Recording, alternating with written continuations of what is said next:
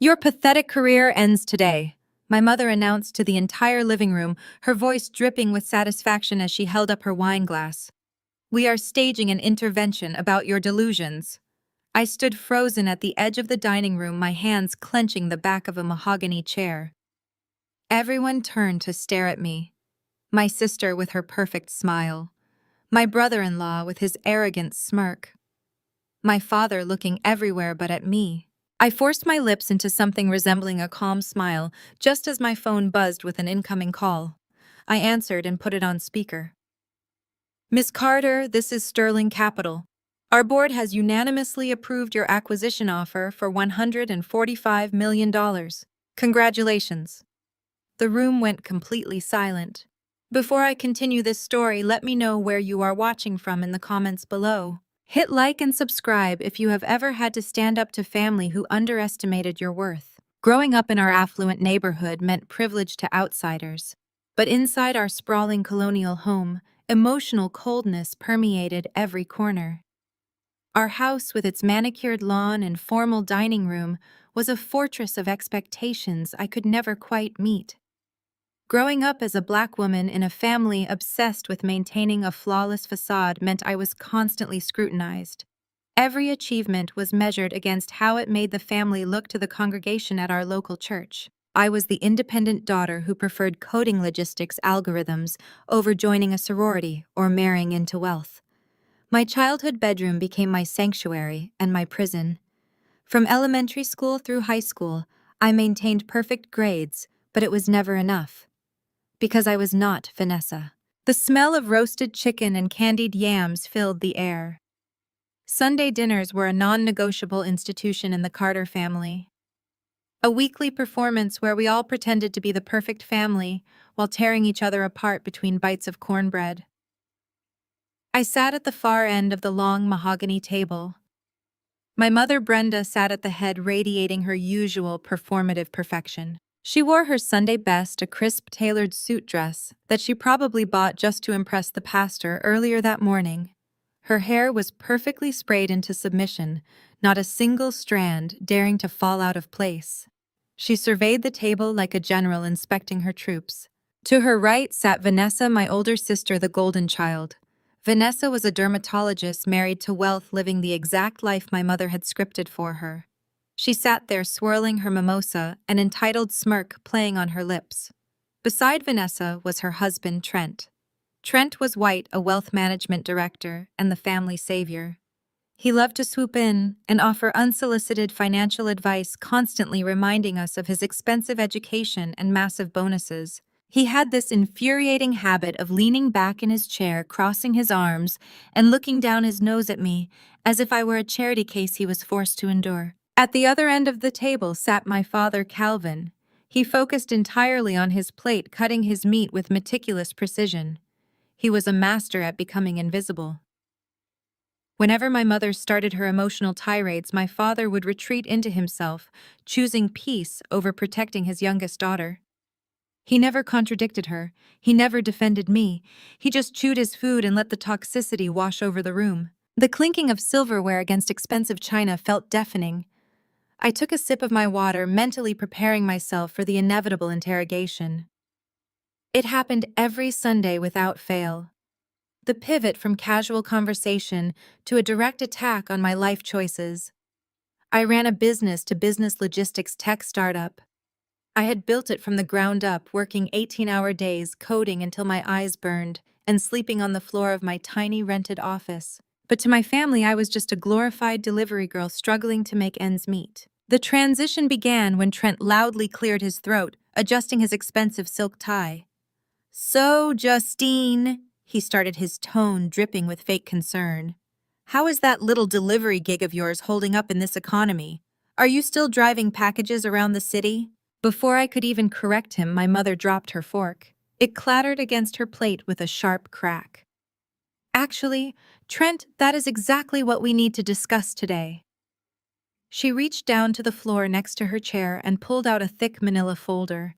She tossed it across the table. It slid across the polished wood and stopped right in front of my plate.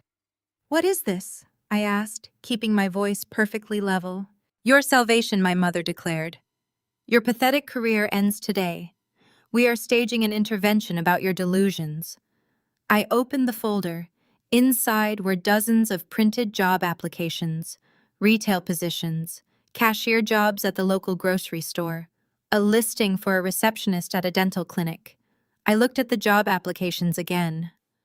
One of them even had a handwritten sticky note attached detailing how I needed to fix my attitude if I wanted to pass an interview. "You are 32 years old, Justine," my mother continued, her voice rising in pitch. "You are running around the city playing business owner while you live in a shoebox apartment. You bring shame to this family. Every time the women at church ask what you do, I have to make up excuses. I cannot tell them my youngest daughter is a glorified courier who refuses to get a real job." Vanessa chimed in, taking a delicate sip of her mimosa. "Mom is right, Justine. It is getting embarrassing. You need stability. You cannot keep living in this fantasy world. Look at me. I have a thriving practice. Trent manages millions of dollars. You are falling behind, and it is dragging the family image down with you." Trent leaned forward, resting his elbows on the table, interlacing his fingers. "Listen, Justine," he said, adopting his best savior voice. "I talked to the human resources department at my firm. I pulled some strings. I can get you an entry-level receptionist position. The pay is not great, but you get health insurance and it is a respectable corporate environment. It will get you off the streets. You can answer phones and maybe learn a thing or two about how real wealth is managed." I stared at the three of them, letting their words hang in the air.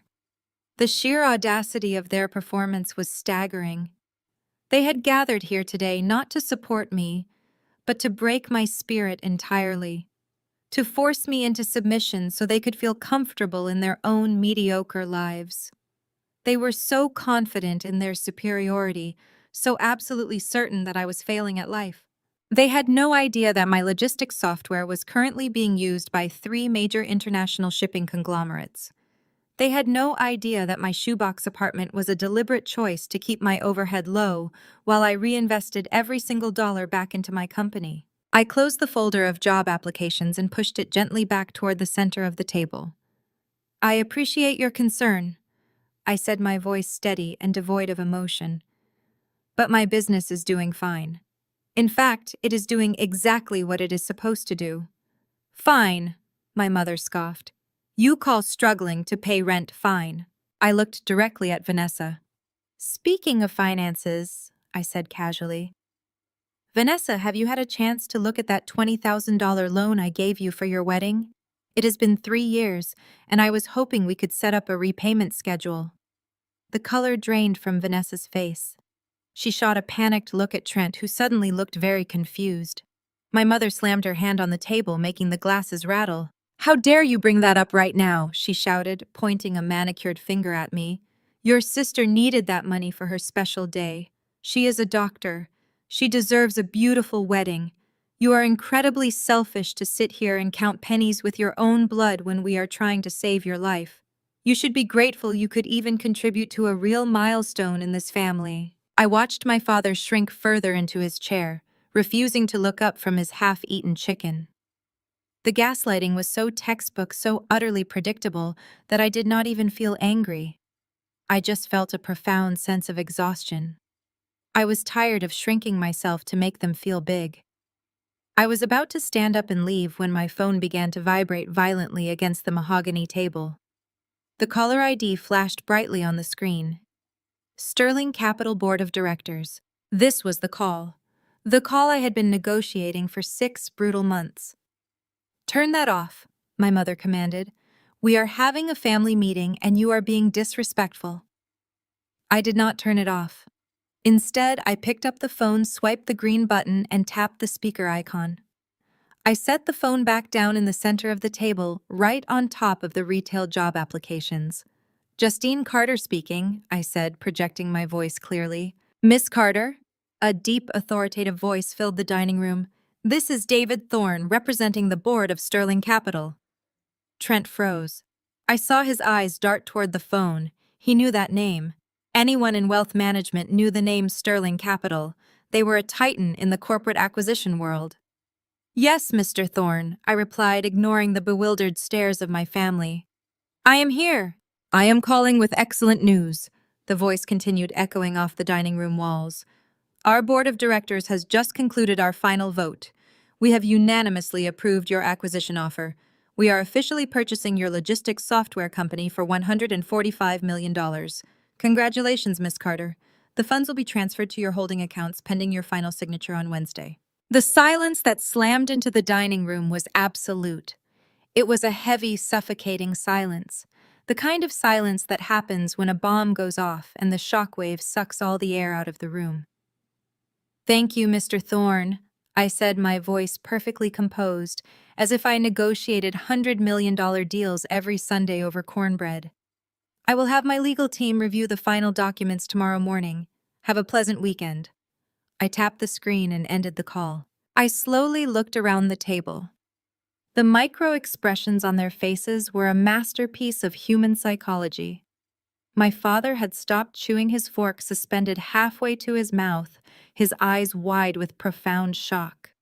Vanessa looked like she had been physically struck, her mouth slightly open, her perfect posture completely collapsing. Her golden child status had just evaporated in the span of 30 seconds. But it was my mother and Trent who provided the most entertaining reactions. My mother's face transitioned rapidly from sheer disbelief to a terrifying, desperate greed.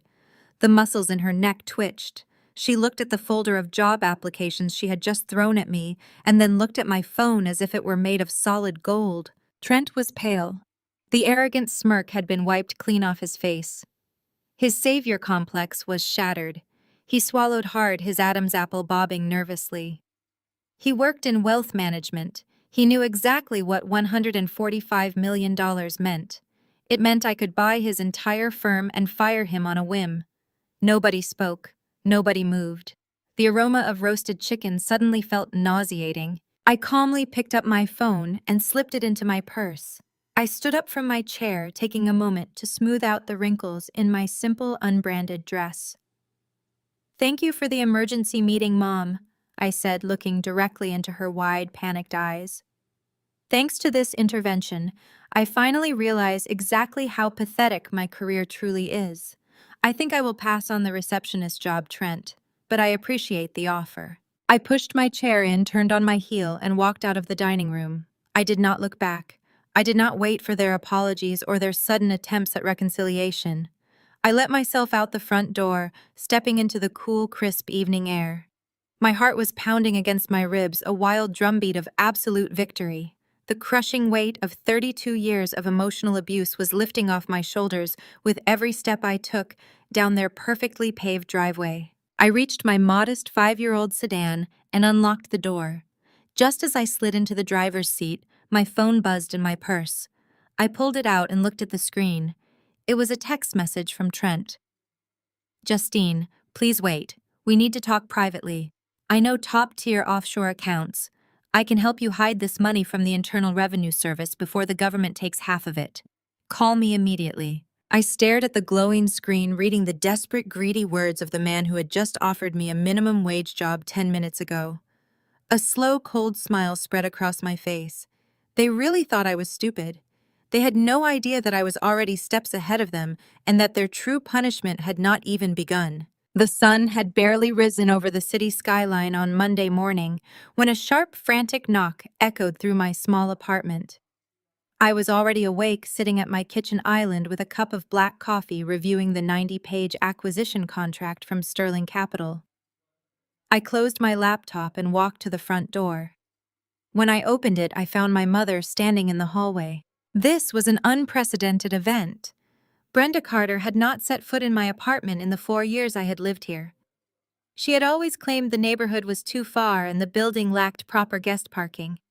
Yet here she was at 7 in the morning holding a massive basket of expensive artisanal pastries and 2 large cups of premium coffee.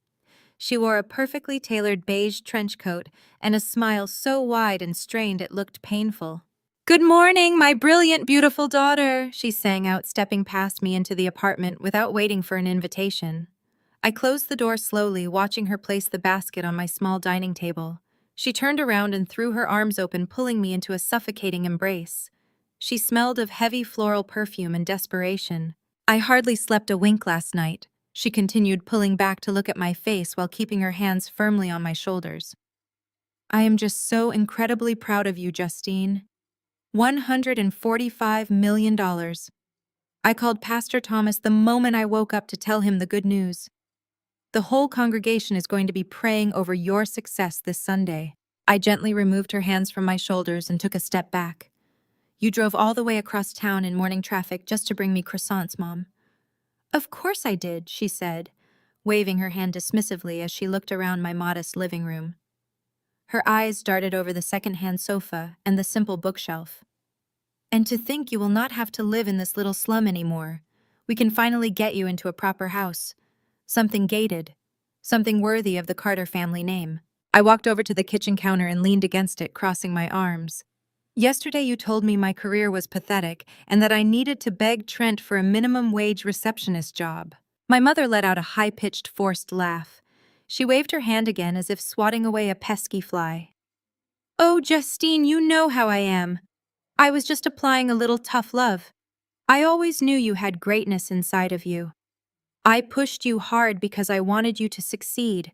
You have to admit my pushing is what gave you the drive to build this company. If I had coddled you like other mothers, you never would have achieved this level of success. You owe your strong work ethic to me. The psychological gymnastics required to turn a public humiliation into a claim of maternal triumph was staggering. She was standing in my home, casually trying to take credit for the years of blood, sweat, and tears I had poured into my business. I remembered the nights I cried myself to sleep because my own mother refused to tell anyone what I did for a living. Now she was ready to stand at the church pulpit and claim she was the architect of my fortune. Is that why you are here, Mom? I asked, keeping my voice perfectly level. To take credit for my company. I am here because we are family, she said, her voice dropping into a register of deep manufactured sincerity. She walked closer to me, her eyes glistening with practiced tears. And family takes care of each other. You know your father and I have been so stressed lately. We never wanted to burden you girls with our troubles, but the mortgage on the house has become overwhelming. With inflation and the rising property taxes, we are drowning, Justine. I stared at her. My parents lived in a massive 5-bedroom colonial house that was far too large for 2 people. They bought new luxury cars every 3 years to maintain their image in the neighborhood. They were not drowning. They were just living vastly beyond their means to impress people they did not even like. It is only about $400,000 left on the principal, she continued, reaching out to touch my arm again. A drop in the bucket for you now, just a tiny fraction of your blessing. It is the duty of a good daughter to honor her parents. If you pay off the house, your father and I can finally retire in peace. We sacrificed everything to raise you, Justine. Now it is your turn to give back. There it was, the classic weaponization of the strong black woman trope mixed with religious guilt. I was expected to be independent enough to build a fortune on my own, but compliant enough to hand it over the moment my family demanded it. They wanted to skip the part where they supported me and jump straight to the part where they profited from me. I have not signed the final paperwork yet, I said smoothly, detaching myself from her grip. The funds are not in my account, and even when they are, I will have my legal and financial team review all family requests. I am treating this acquisition as a corporate transition, Mom. Every dollar will be accounted for. Her smile faltered. A flash of genuine anger crossed her eyes before she quickly masked it with a look of wounded maternal pride. You need a legal team to help your own mother, after everything I have done for you. I need a legal team to manage $145 million, I corrected her softly. Thank you for the pastries. I have a lot of work to do today. She realized she was not going to walk out of my apartment with a blank check. She gathered her purse, her posture stiffening. Do not let this money change you, Justine. Do not become greedy and turn your back on the people who gave you life. She marched out the door, letting it click shut behind her. I looked at the basket of pastries, smiled to myself, and threw the entire thing directly into the trash can. Just as I washed my hands, my phone chimed with a text message. It was from Trent. My office, noon. We are having lunch. Do not sign a single piece of paper with Sterling Capital until I review it. I am clearing my schedule for you. It was a demand, not a request. He spoke to me with the authority of a sovereign dictating terms to a peasant. I decided to go. Not because I needed his advice, but because I needed to see exactly how far his arrogance would push him to try and steal my money. At exactly 12 o'clock, I stepped out of the elevator onto the 42nd floor of Trent's wealth management firm in the financial district. The office was a monument to corporate intimidation. Everything was made of polished marble tinted glass and brushed steel. The views of the city skyline were designed to make clients feel like they were standing at the top of the world, while simultaneously feeling small in the presence of the firm's power. The receptionist, a young woman with a perfectly structured smile, looked at my simple black blazer and slacks with mild confusion. She clearly did not think I belonged on the executive floor. "I am here to see Trent," I said. "Justine Carter." She typed my name into her computer and gave me a tight smile. "He is on a very important conference call right now, Miss Carter. He asked that you wait in the lobby. It might be about 20 minutes. It was a deliberate power play, a classic corporate tactic to establish dominance. Make the guest wait to remind them that your time is more valuable than theirs. I took a seat on a modern leather sofa and pulled out my phone, casually answering emails from my lead developers while I waited. Exactly 25 minutes later, the receptionist directed me down a long glass hallway. I entered Trent's corner office. It was massive. A large mahogany desk dominated the center of the room. Behind it, Trent was pacing back and forth, holding a phone to his ear, speaking loudly about offshore tax havens and capital gains yields. He held up a single finger toward me, signaling me to wait silently while he finished his performance. He finally hung up the phone and let out a heavy theatrical sigh. He walked over to his desk, buttoning his tailored suit jacket, and sat down, leaning back heavily in his ergonomic chair. He steepled his fingers together and looked at me with a mixture of pity and predatory greed. "Justine," he said, his voice dripping with condescension. "Take a seat. We have a lot of ground to cover and we need to move fast." I sat in the guest chair, keeping my posture relaxed. "You said you cleared your schedule, Trent, yet you kept me waiting for nearly half an hour." He waved his hand, dismissing my concern entirely. "Global markets do not sleep, Justine. You will learn that soon enough. But let us talk about your situation. I have to admit you pulled a fast one on all of us yesterday. 145 million. It is a cute number, but it is also a very dangerous number for someone like you." "Someone like me?" I asked, tilting my head slightly. "Someone without financial literacy," he stated bluntly, leaning forward to rest his elbows on the desk. "You built a nice little app. Good for you. But building software and managing generational wealth are two entirely different universes. If you take that money directly, the Internal Revenue Service is going to slaughter you. Capital gains, taxes, state taxes, federal taxes. They will take half of it before you even see it. Then come the predators. Everyone you have ever known is going to come asking for a handout." Like my mother did this morning," I offered lightly. Trent scoffed. "Exactly. Brenda means well, but she does not understand wealth preservation. This is why you need me, Justine. You are swimming with sharks now. I manage portfolios for billionaires. I know the loopholes. I know the offshore shelters. I have drawn up a preliminary strategy for you." He slid a glossy folder across the desk. I did not touch it. "What I propose is transferring the entire payout from Sterling Capital into a special blind trust under my direct management." He explained, his eyes burning with intensity. "I will be the sole fiduciary. I will shield the money from taxes. I will invest it in high-yield private equity funds that are closed to the general public. You will get a very generous monthly allowance to live on, and you will never have to worry about the principal. Let the professionals protect you, Justine. You do not know how to handle real wealth. You will end up bankrupt in 5 years if you try to manage this yourself." I listened to his pitch with quiet fascination. He wanted total legal control of my entire fortune. He wanted me to hand over $145 million and accept an allowance from him like a child. The sheer arrogant delusion of this mediocre man was almost beautiful to witness. He truly believed his whiteness, and his suit made him infinitely smarter than the black woman sitting across from him, who had just negotiated a 9-figure corporate merger. A blind trust where you have total control of the principal. I repeated softly, testing the words. It is the only way to protect you from yourself and your family, he insisted, leaning closer. I am doing this because you are my sister-in-law, Justine. I am saving you from ruin. I nodded slowly, acting as if I were overwhelmed by the magnitude of his generosity. It is a lot to take in, Trent.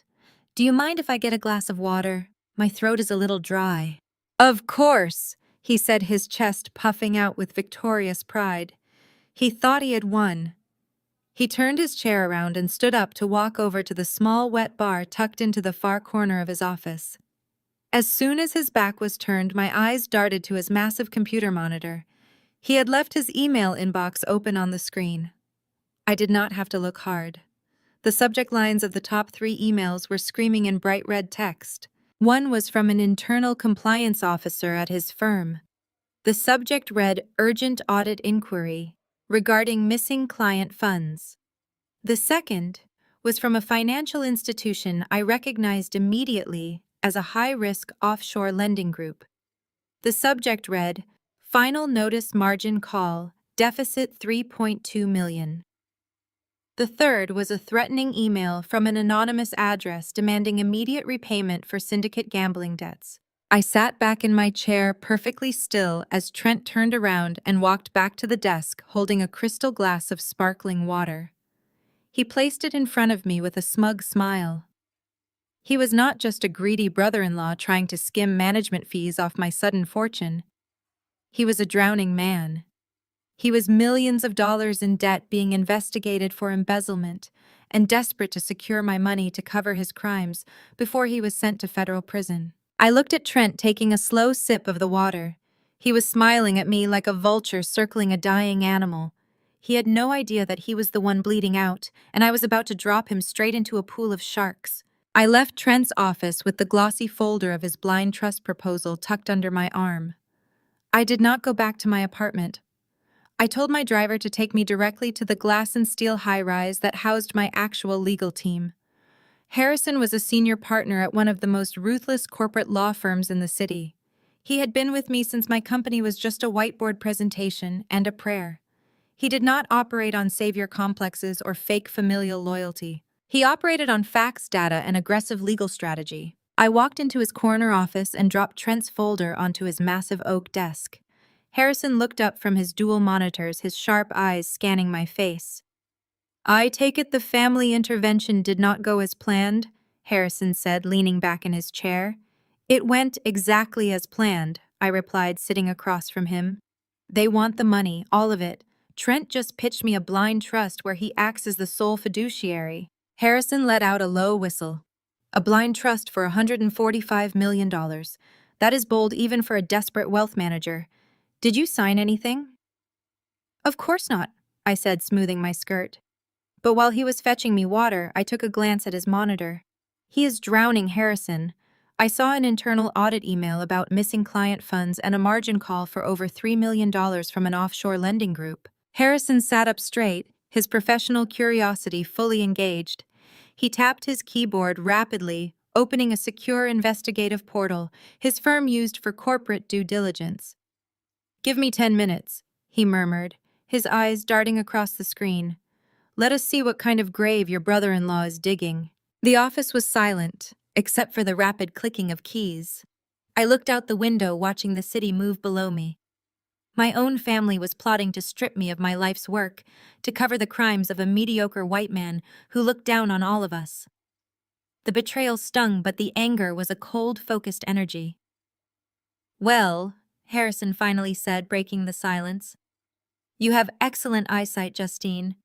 Trent is in a catastrophic financial black hole." Harrison turned his monitor so I could see the cascading charts and flagged accounts. According to these preliminary background sweeps, his wealth management firm placed him on administrative leave late Friday afternoon.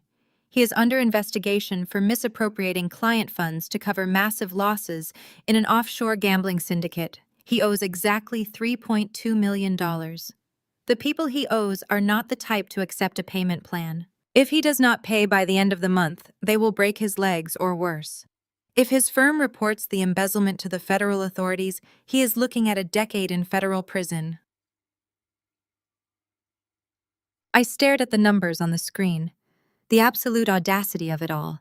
He had sat in his office wearing a $5,000 suit condescending to me about financial literacy, while he was facing federal indictment and violent loan sharks. He wants to use your acquisition funds to silently replace the embezzled money before the audit concludes, Harrison explained, tapping a pen against the desk.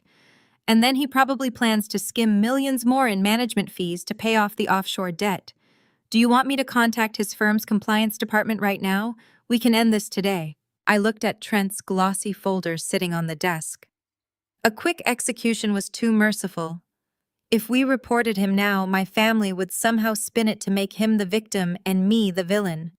They would say I destroyed his career out of spite. I needed them to commit to their own destruction on paper. No, I said softly. Do not report him yet. Let him keep thinking he is the smartest person in the room. Let him put his extortion attempt in writing. When the time comes, I want him to burn his own world to the ground. 3 days passed in a tense quiet. I ignored the texts from my mother and the increasingly urgent voicemails from Trent. I was finalizing the operational transition for Sterling Capital and preparing for the final signing. But Brenda Carter was not a woman who handled silence well. If she could not control me in private, she would leverage the one thing she valued above all else to trap me: the community. On Sunday morning, I attended the 10 o'clock service at our church. I usually sat in the back rows trying to maintain a low profile. The sanctuary was packed with over 500 members of the congregation. The choir was singing, and the atmosphere was vibrant and full of spirit. I should have known better than to attend. I should have known my mother would weaponize the house of God. Just before Pastor Thomas began his sermon, he stepped up to the pulpit and smiled out at the congregation. Brothers and sisters, before we begin the word today, I want to invite one of our most devoted founding members to the stage. Sister Brenda Carter has a testimony of incredible blessing to share with the church family. My blood ran cold. I sank lower in the wooden pew. My mother walked up the red carpeted steps looking like a picture of humble grace.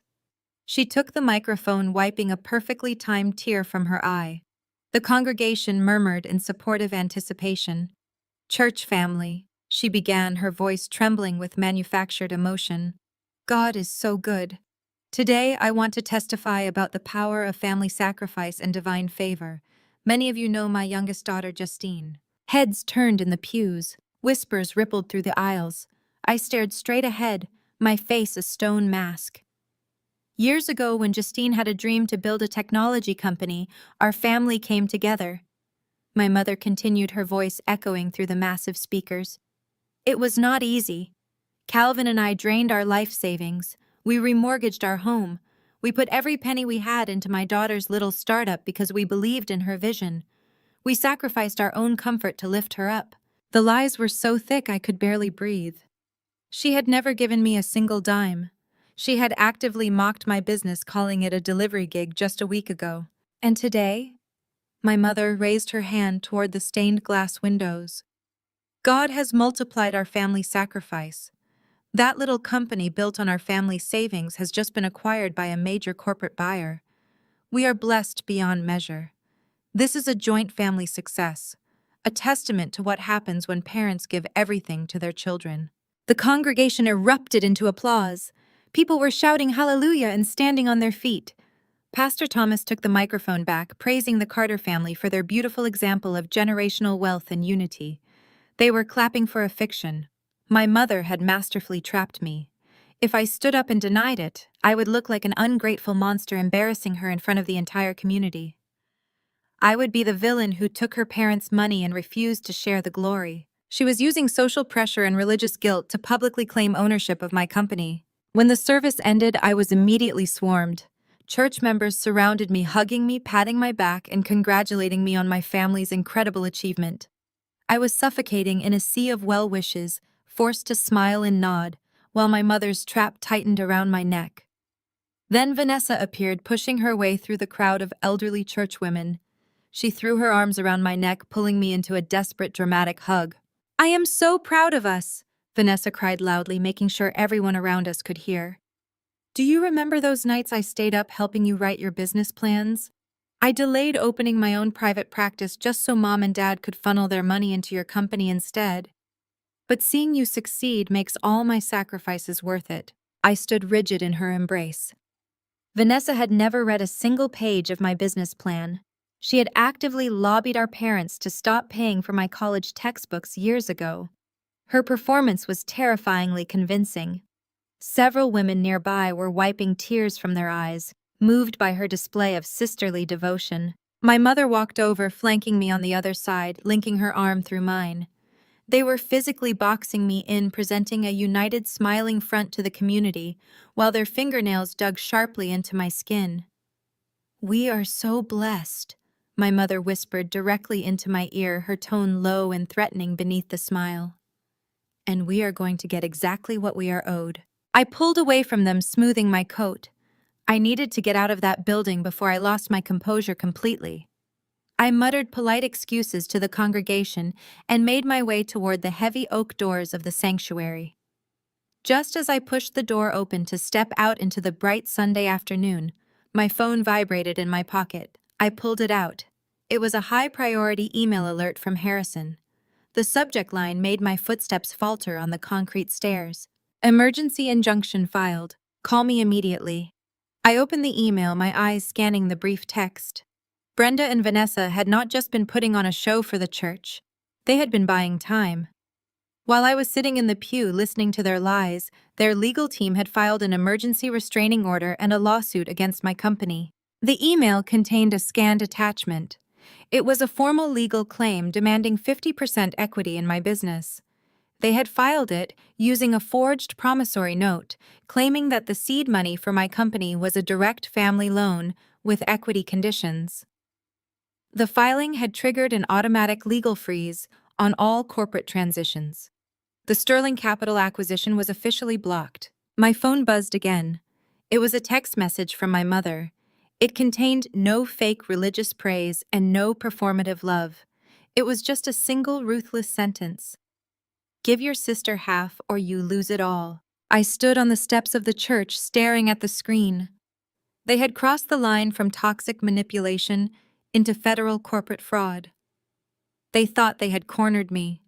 They thought I would surrender my life's work to avoid a public family scandal. I locked my phone and took a deep breath of the crisp air. I was not going to surrender. I was going to let them walk right into a prison cell. I walked straight from the heavy oak doors of the church down the concrete steps and into the bright Sunday afternoon. The choir was still singing inside, their joyful voices completely disconnected from the ruthless extortion playing out on my phone screen. I got into my waiting car and told my driver to head back to the financial district. The Sunday traffic moved sluggishly, giving me too much time to think. But my mind was not trapped in panic. Instead, it was operating with cold and clinical calculation. When I reached the glass tower that housed my legal team, the building was mostly empty. Our footsteps echoed on the marble floors as I made my way to Harrison's office. He was already waiting for me. A thick stack of freshly printed legal documents was spread aggressively across his wide conference table. The emergency injunction they had filed was a masterclass in legal fiction and weaponized family ties. I sat down slowly and picked up the primary filing. My mother and sister were officially claiming before a federal judge that my logistics tech company was a joint family venture. Attached to the back of the filing was a scanned copy of a promissory note. It was dated exactly 7 years ago. The document stated in formal legal terms that Brenda Carter provided $50,000 in initial seed money in exchange for a 50% equity stake in perpetuity. Harrison leaned over the table and pointed to the second page of the injunction. "Trent is not just sitting on the sidelines waiting for a handout," he explained, his voice tight with professional anger. "He is actively orchestrating this. He attached a formal letter of representation using his wealth management firm's official letterhead. He is leveraging his corporate title and his white-collar credibility to legitimize their claim.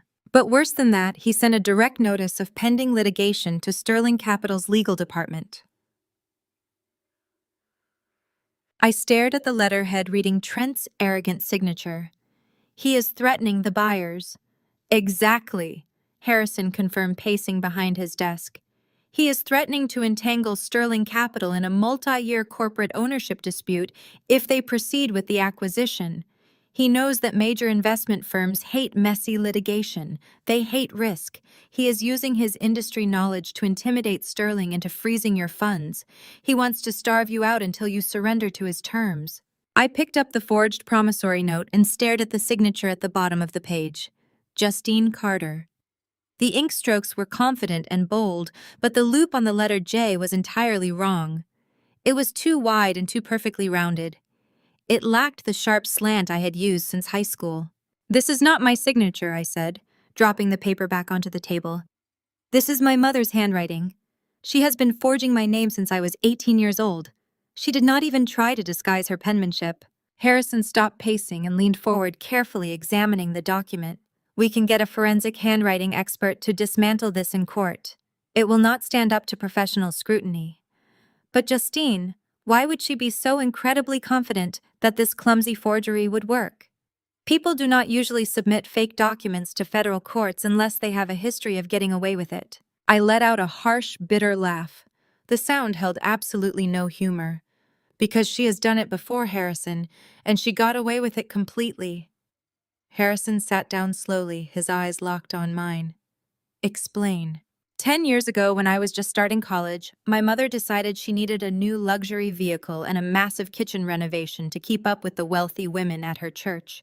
I began, my voice dropping to a steady whisper as the ghosts of my past flooded the quiet office. Her own credit was completely maxed out. My father refused to co-sign any more loans for her. So she dug into her personal filing cabinet, found my social security card, and applied for massive personal loans using my identity. Harrison's expression hardened into something dangerous. "She committed identity theft against her own daughter." "She ruined me," I replied, staring blankly at the wall.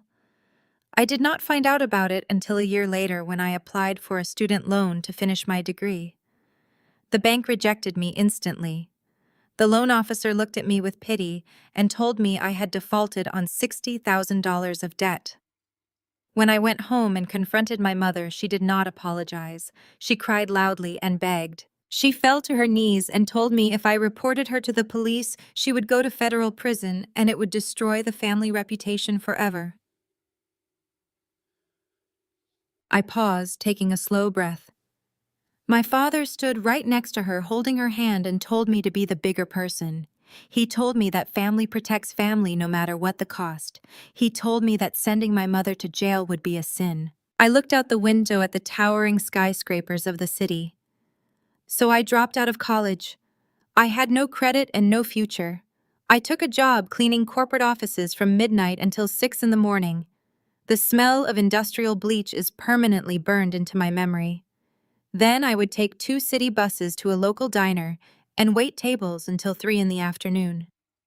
My third job was scrubbing toilets at a fitness center on the weekends. I lived on plain white rice and tap water for 4 brutal years. Every single dollar I made, every tip I earned, went directly to paying off the secret debt she created in my name. Harrison was completely silent. The heavy weight of the revelation settled between us like a physical object in the room. While my sister Vanessa was attending medical school, fully funded by my parents, I continued, my tone completely devoid of self-pity.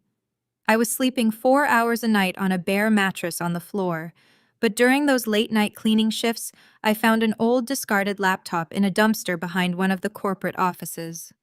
The screen was cracked, but it worked. I fixed it. And in the brief hours between my shifts, I taught myself to code. I built the entire foundation of my logistics software sitting on the cold tile floor of a broom closet while waiting for the hallway floors to dry. My mother did not give me $50,000 in seed money. She stole my future and forced me to build a new one from scratch out of pure survival. Harrison slowly closed the legal folder, his jaw tight. I am going to destroy them, Justine. I am going to make sure they never see the light of a courtroom without facing federal fraud charges. We will, I agreed. But we have to do it my way. Just then my phone rang, slicing through the heavy silence of the office. The caller ID showed it was David Thorne from Sterling Capital. I answered the call, placing it on the desk and activating the speakerphone. Miss Carter. David began, his tone notably colder and far more formal than it had been during our celebratory call the day before. Our legal department just received a very concerning notice of litigation from a Trent Ashford representing your family. They are claiming a 50% equity stake in your company, and they are threatening to sue us for tortious interference if we attempt to close this deal. Mr. Thorne, I can assure you that claim is entirely fraudulent, I said, keeping my voice measured and professional. It is an extortion attempt based on forged documents. I want to believe you, Justine, David replied, his corporate caution evident. But Sterling Capital cannot inherit a messy ownership dispute. We are a publicly traded entity, with shareholders to protect. If there is a legitimate 50% shareholder who has not signed the acquisition documents, this deal is dead in the water. We need this resolved immediately, or the board will pull the offer entirely. Give me 48 hours, I requested, looking directly at Harrison. I will provide you with a signed legal surrender from the opposing parties, nullifying all claims. David hesitated, the silence on the line stretching tightly. 48 hours, Justine, not a minute more, or we walk away. The line went dead. The threat was incredibly real. My family was literally holding $145 million hostage. They had found the exact pressure point to exploit. A second later, my phone vibrated with a text message. It was from my mother. Give your sister half or you lose it all. It was the ultimate blackmail. She knew I was on a tight timeline. She knew corporate buyers hated risk and would flee at the first sign of litigation. She thought she had boxed me into a corner where my only viable option was to hand over $70 million to make the lawsuit disappear quietly. I stared at the text message. I did not feel the crushing despair I had felt 10 years ago when I discovered the stolen loans. I did not feel the panic of a young girl forced to clean toilets to survive. I felt a profound icy clarity. A slow, cold smile spread across my face. I looked up at Harrison. They think I am desperate, I said, sliding the phone across the desk so he could read the message. They think I'm going to panic and negotiate because the Sterling deal is on the line. Trent is driving this strategy. He thinks he understands corporate acquisitions better than I do. He thinks he can bully me into a settlement. Harrison read the text message and shook his head emphatically. If you give them a single dime, it validates their fraudulent claim. It opens you up to future extortion. I am not giving them a dime, I replied, leaning forward and resting my arms on the table. But I want them to think I am surrendering. I want you to draft a settlement agreement. Make it look highly official. Make it state that I agree to transfer $70 million directly to Trent's Wealth Management Fund to settle the equity dispute with my mother and sister. Harrison's eyebrows furrowed in deep confusion. Justine, if I draft that document and they sign it, you are legally binding yourself to the payment. You are handing them the loaded gun. Draft the document, Harrison. I instructed, my smile widening into something lethal. But do not file it with the court. Just make it look convincing enough for them to drop their guard. I am going to call my mother right now. I am going to cry. I am going to beg. I am going to tell her that the Sterling board is threatening to pull the deal and that I have absolutely no choice but to agree to her terms. Harrison caught on immediately. A dangerous grin slowly mirrored my own. You want to trap them in a room. I want to invite them into the belly of the beast, I confirmed, picking up my phone. They want to play corporate hardball. Let us see how they handle playing against the real heavyweights. Draft the fake surrender agreement. I have a phone call to make. I took a deep breath, letting my shoulders slump forward and intentionally altering my posture to change the resonance of my voice. I needed to sound utterly defeated. I dialed my mother's number and let it ring. She answered on the second ring. I did not speak immediately. I let out a long, shaky exhale, making sure the microphone caught the sound of my manufactured despair. Mom, I whispered, my voice cracking perfectly on the single syllable. You win. A sharp, triumphant gasp echoed through the phone, followed by the muffled sound of my mother covering the receiver. I could hear her urgent whispers to my father and to Trent, who was undoubtedly hovering nearby. When she returned to the line, her voice was dripping with venomous satisfaction. I told you, Justine, you cannot outsmart family. You should have just been obedient from the start, and we would not have had to resort to legal measures. I forced a sob into my throat, gripping the edge of the desk. The board at Sterling Capital is threatening to pull the entire acquisition, Mom. They will not proceed with a pending lawsuit. You are destroying everything I have worked for. We are simply claiming what is rightfully ours. My mother corrected, her tone completely devoid of maternal warmth. Trent has informed us that $70 million is the fair market settlement for our 50% equity. We expect the transfer to be routed through his wealth management firm directly. Fine, I choked out, letting a fake tear roll down my cheek, just to get fully into character. I spoke with my lawyers. They are drafting a surrender agreement. We will give you the $70 million. Just please drop the injunction so the sale can go through. My mother let out a sharp laugh that sent shivers down my spine. See how easy that was when you stop acting so arrogant. We will meet you to sign the paperwork. Do not try any tricks, Justine. I do not have any tricks left, Mom, I whispered, sounding thoroughly broken. I have nothing left to fight with. I hung up the phone and immediately dropped the crying act. Harrison handed me a glass of water, looking highly amused. Across town, the Carter family erupted into celebration. They genuinely believed they had just conquered a tech chief executive officer and secured generational wealth.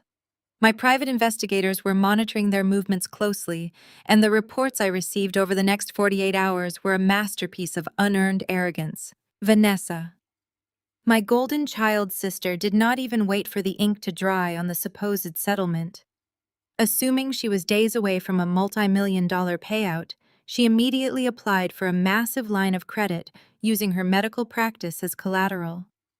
The private investigator sent me photographs of Vanessa walking out of high-end designer boutiques loaded down with heavy shopping bags.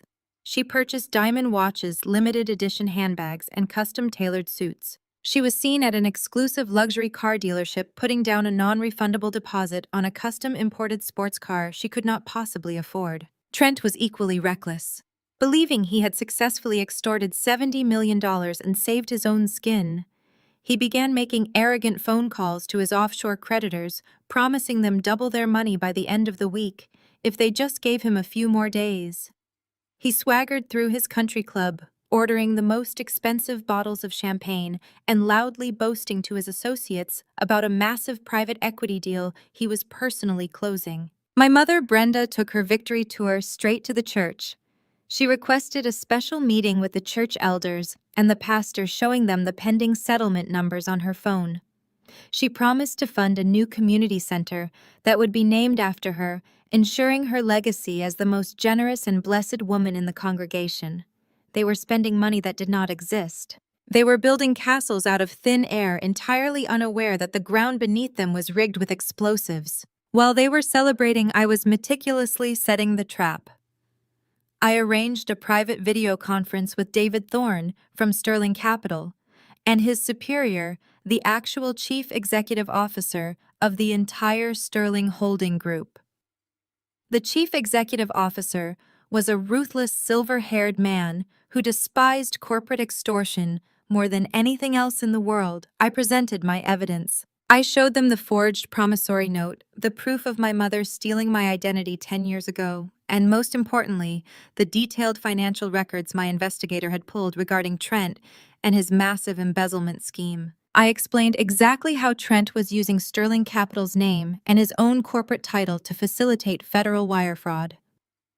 The chief executive officer was furious, not at me, but at Trent.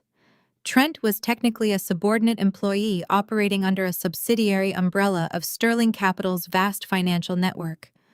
Trent was using his employer's resources to run a criminal extortion ring.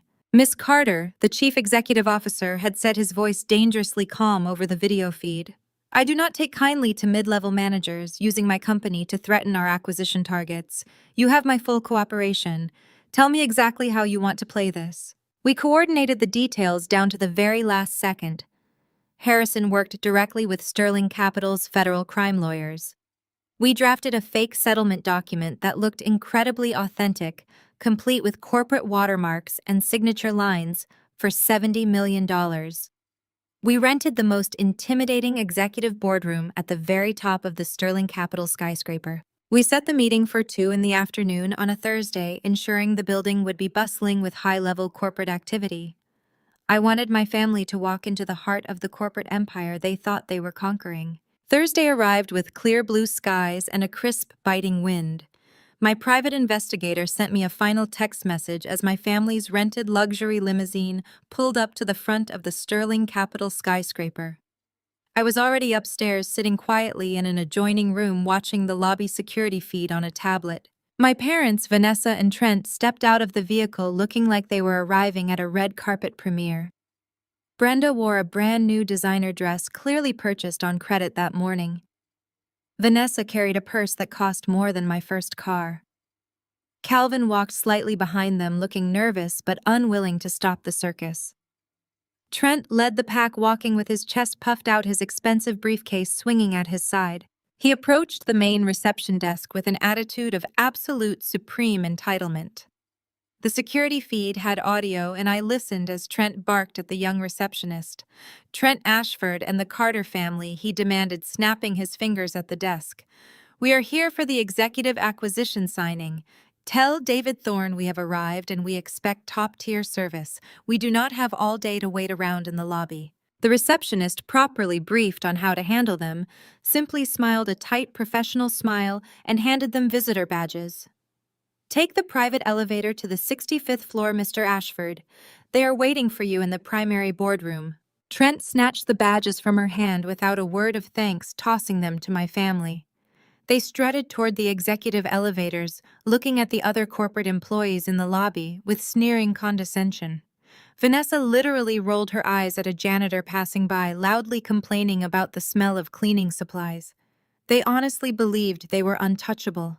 They believed they were walking into a room to collect $70 million and leave me broken and destitute. The elevator doors closed behind them, carrying them up 65 floors into the sky. I set my tablet down and walked out of the viewing room, making my way down the carpeted hallway toward the primary boardroom. I pushed open the heavy oak doors just seconds before the private elevator chimed in the corridor. I took my seat at the far end of the massive, polished obsidian conference table. Harrison sat to my right, his briefcase open, his expression completely unreadable. But we were not alone. Spaced perfectly around the vast table were 5 individuals wearing impeccable dark suits. They were not smiling. They did not have acquisition documents in front of them. They had thick legal dossiers. The heavy oak doors swung open, and Trent marched into the room leading my family. His arrogant smile froze instantly. Brenda and Vanessa stopped dead in their tracks, bumping into each other as they took in the sheer intimidating presence of the room. This was not a friendly family settlement meeting. They had just walked into an execution. Trent Ashford was a man whose entire existence was built on the foundation of unearned confidence and staggering entitlement. The initial shock of walking into a room filled with 5 stone-faced executives rather than a cowed and desperate sister-in-law lasted only a fraction of a second before his corporate survival instincts kicked in. He adjusted his expensive silk tie, squared his shoulders, and strode toward the empty chairs at the opposite end of the massive obsidian table. He did not even glance in my direction. He looked directly at the men in the dark suits, treating me as an invisible entity in my own acquisition meeting. My mother and sister trailed closely behind him, the clicking of their designer heels muffled by the thick carpet. They took their seats with defensive rigidity. My mother had clearly spent hours getting ready, putting on a display of wealthy sophistication that she could not actually afford. She wore a pristine white suit that screamed old money, a look she had undoubtedly copied from one of the affluent women at her church. Vanessa sat next to her, radiating a smug superiority that made my stomach turn. She placed her newly purchased limited edition handbag on the table, making sure everyone in the room noticed it. My father hovered near the back corner, choosing a chair slightly removed from the main table. He was already trying to distance himself from the blast zone, reverting to his lifelong habit of becoming invisible when the tension in the room grew too thick.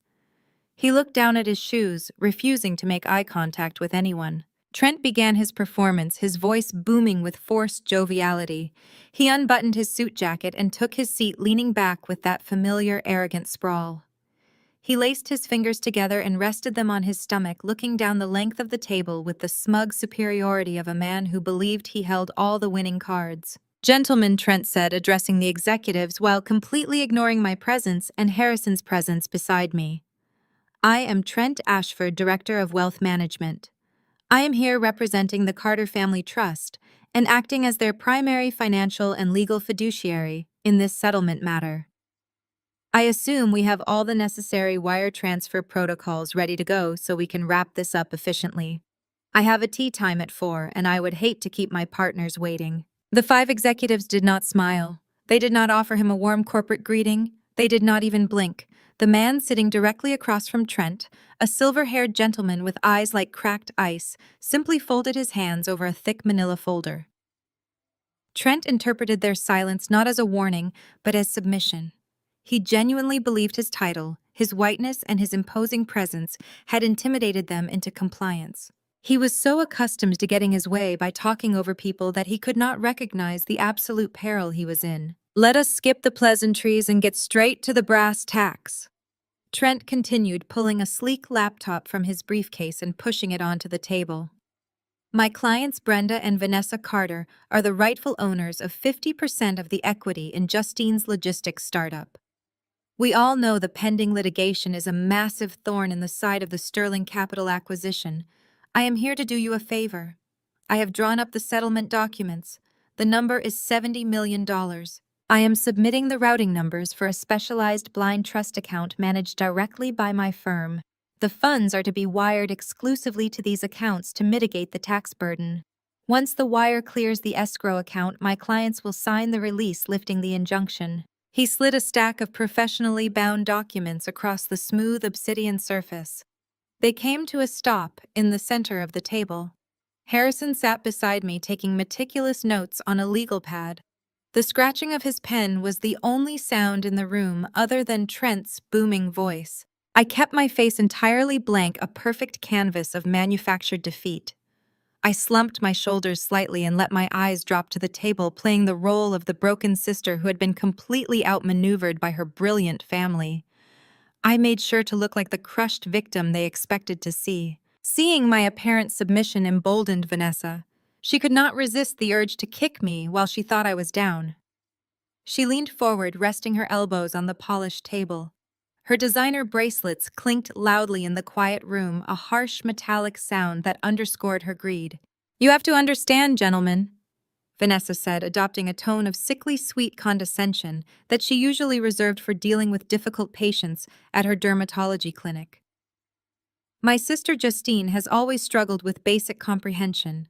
She is a hard worker, I will give her that, but she lacks the intellectual capacity to handle a corporate transition of this magnitude." Vanessa let out a soft, mocking laugh, looking at me with pure, unadulterated disdain.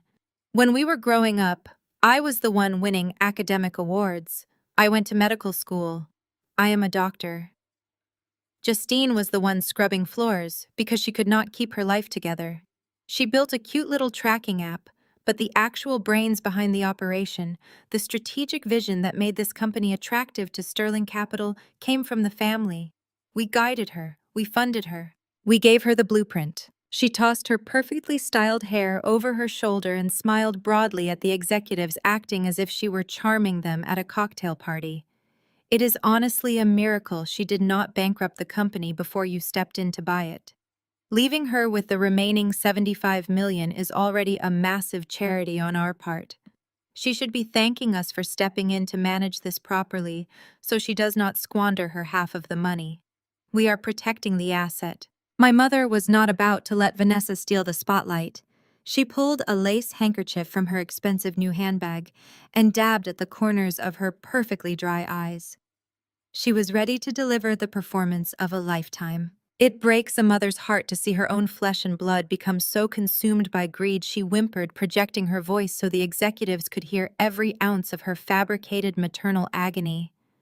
I sacrificed my youth, my savings, my entire life, to give Justine the tools she needed to survive. I took out loans. I worked my fingers to the bone. And the moment she finds a little bit of success, she tries to cut her own family out in the cold. She tried to deny us the very harvest we planted with our own sweat and tears. Brenda looked at the stone-faced executives, placing her hand over her heart in a gesture of profound suffering. I did not want to bring lawyers into this. I am a woman of God. I prayed for Justine. I prayed that the Lord would soften her hardened heart and remind her of her roots. But when she refused to honor her mother and her sister, we had to let Trent step in and protect our legacy. I am just a mother trying to keep her family together. The $70 million is not about money for us. It is about respect.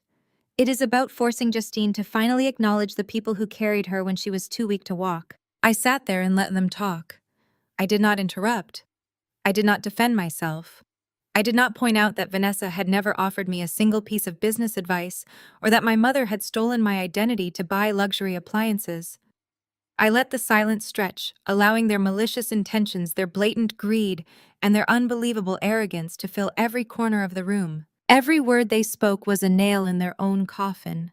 They were voluntarily providing an on-the-record masterclass in financial extortion and emotional manipulation. They thought they were convincing a board of buyers that they were the legitimate architects of my success. They thought casting me as a greedy, incompetent child would make the executives sympathetic to their cause. They were utterly blind to the reality of the room. They could not read the dangerous stillness of the men sitting across from them. They did not notice that the executives were not looking at them with respect, but with clinical analytical precision.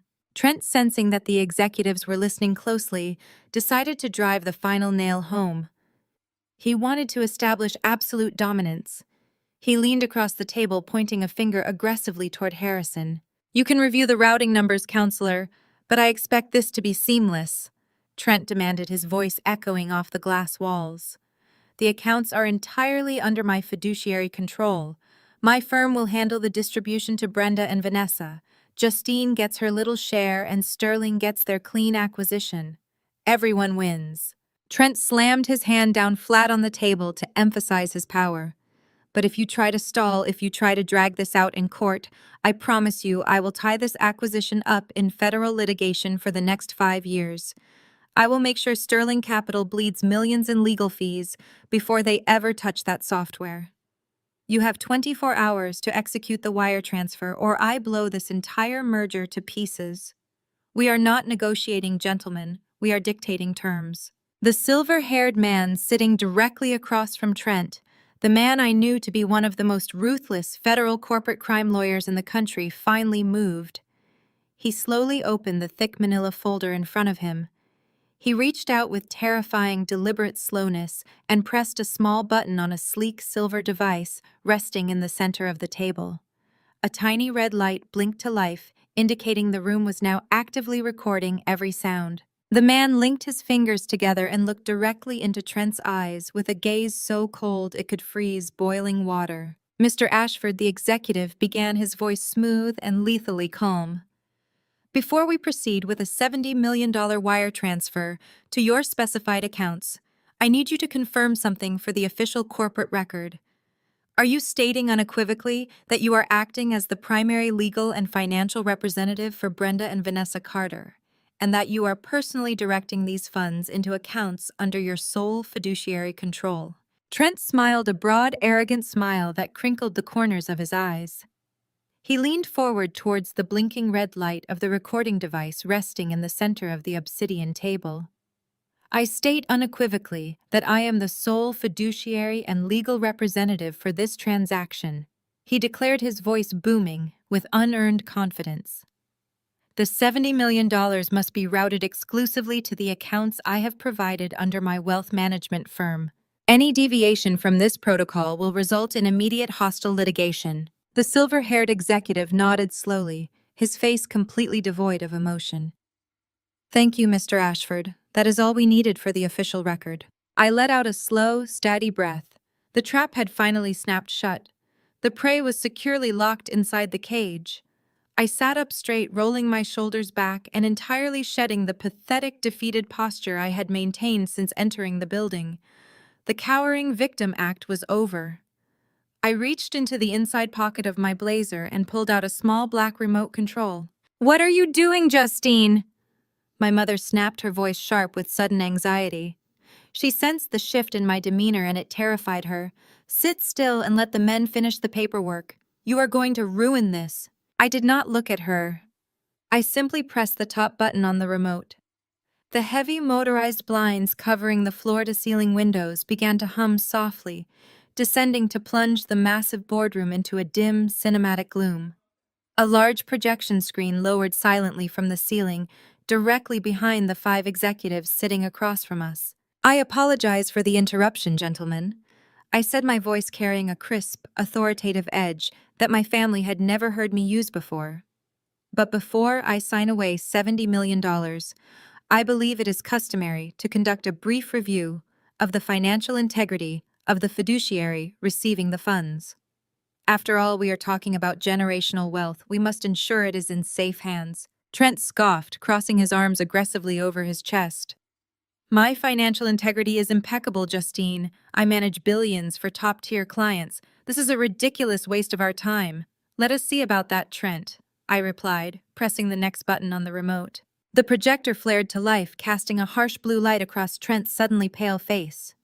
The massive screen did not display a settlement contract. It displayed a highly classified internal audit report from Trent's own wealth management firm. The header was highlighted in bright red ink, demanding an immediate response regarding missing client assets. "What is this nonsense?" Vanessa demanded, squinting at the screen. Her designer bracelets clanked against the table as she crossed her arms. "Justine, stop playing stupid games and sign the papers so we can leave. This, Vanessa, is a detailed forensic accounting of your husband's impeccable financial integrity," I said, standing up slowly and pacing behind my chair. "Let us look very closely at the numbers on the screen. 2 weeks ago, Trent was placed on administrative leave, pending a federal inquiry. It seems that $3.2 million mysteriously vanished from the retirement portfolios of 3 of his oldest and most trusting clients." "Shut that off!" Trent barked, his voice cracking with sudden panic. He slammed his hands on the table and started to stand up, but the executive sitting nearest to him simply raised a hand. The gesture was so casually authoritative and contained such implicit threat that Trent froze halfway out of his chair and slowly sat back down. "I will not shut it off," I continued, my voice rising with surgical precision, "because the board of Sterling Capital needs to know exactly where their money is going. You see, Trent did not just misplace those funds. He wired them through a complex series of shell companies directly into an offshore gambling syndicate based in Macau. And the absolute tragedy of it all is that Trent is a terrible gambler. He lost every single penny of that $3.2 million playing high-stakes baccarat." I clicked the remote again. The screen shifted to display a horrifying margin call notice from the offshore syndicate. It included extremely explicit threats regarding what would happen to his physical safety if the debt was not settled by Friday. "You are currently facing federal indictment for embezzlement," I stated, looking directly into his terrified eyes. "And you are simultaneously facing violent retaliation from a criminal syndicate. You did not orchestrate this lawsuit today to protect the Carter family legacy. You orchestrated this extortion because you are a desperate, drowning man. You plan to take the $70 million skim enough to pay off your gambling debts and cover up the stolen client funds before the federal auditors filed their final report. You were going to use my mother's greed and my sister's arrogance as the perfect smokescreen for your own corporate crimes." My mother gripped the edge of the table, her knuckles turning stark white. She looked from me to the massive screen and then to Trent. "Trent," she whispered, her voice trembling with the first genuine fear I had heard from her in years. "Trent, tell her she is lying. Tell them this is a mistake." Trent could not speak. Sweat was beading on his forehead, reflecting the harsh light of the projector. He pulled at the collar of his expensive silk tie, suddenly unable to breathe in the suffocating tension of the boardroom. Vanessa let out a nervous, high-pitched laugh, shaking her head in aggressive denial. This is ridiculous. Trent makes 7 figures a year. We just bought a vacation property in Aspen. Why would he need to steal money from his clients? Justine, you are pathetic for trying to frame him just because you are jealous of our perfect marriage. Oh, Vanessa, I said, my voice softening into a tone of absolute lethal pity. I am not jealous of your marriage. In fact, I think your marriage is the most tragic part of this entire presentation. Because Trent did not just steal from his clients, he stole from you. I clicked the remote for the 3rd time.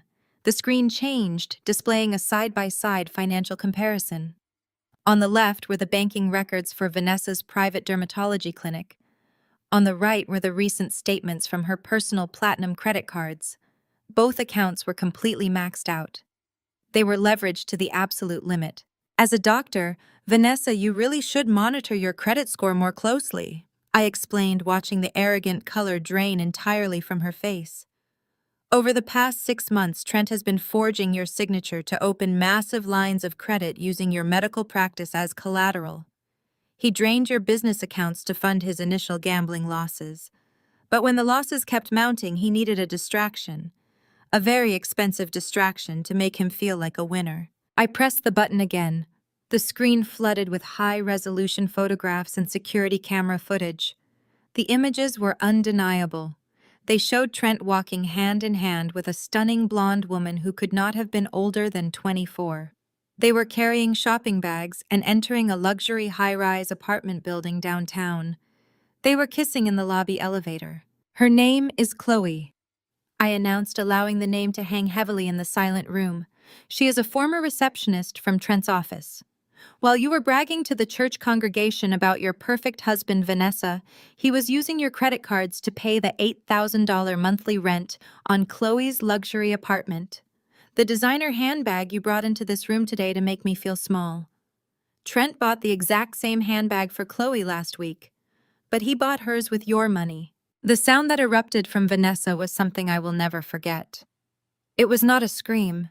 It was a guttural, animalistic wail of pure agony and humiliation.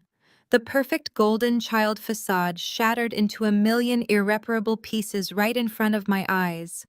Everything she had built, her entire identity, was tied to her successful marriage and her superior social standing.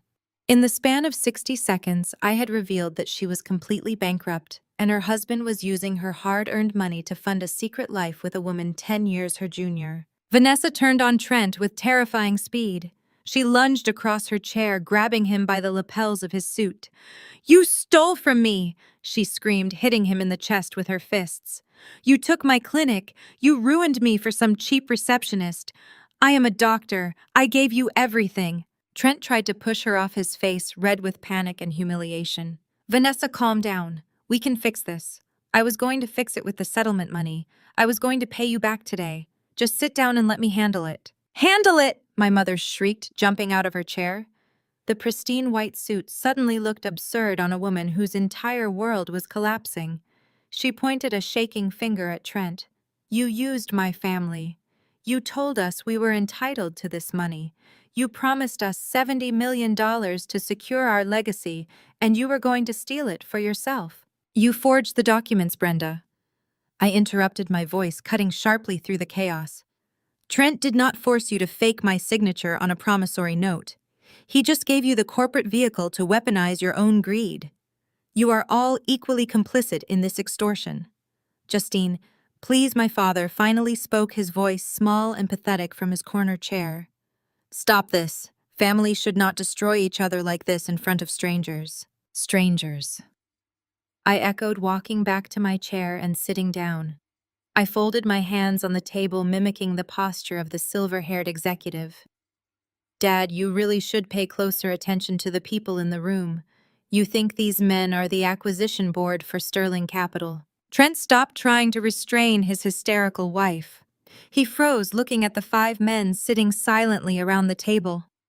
The realization of what I had just said began to dawn on him, and the sheer horror of it was visible in his wide, terrified eyes. Let me properly introduce the gentleman you have been threatening for the past 20 minutes, I said, gesturing to the table. This is not the acquisitions department. In fact, nobody in this room handles software mergers.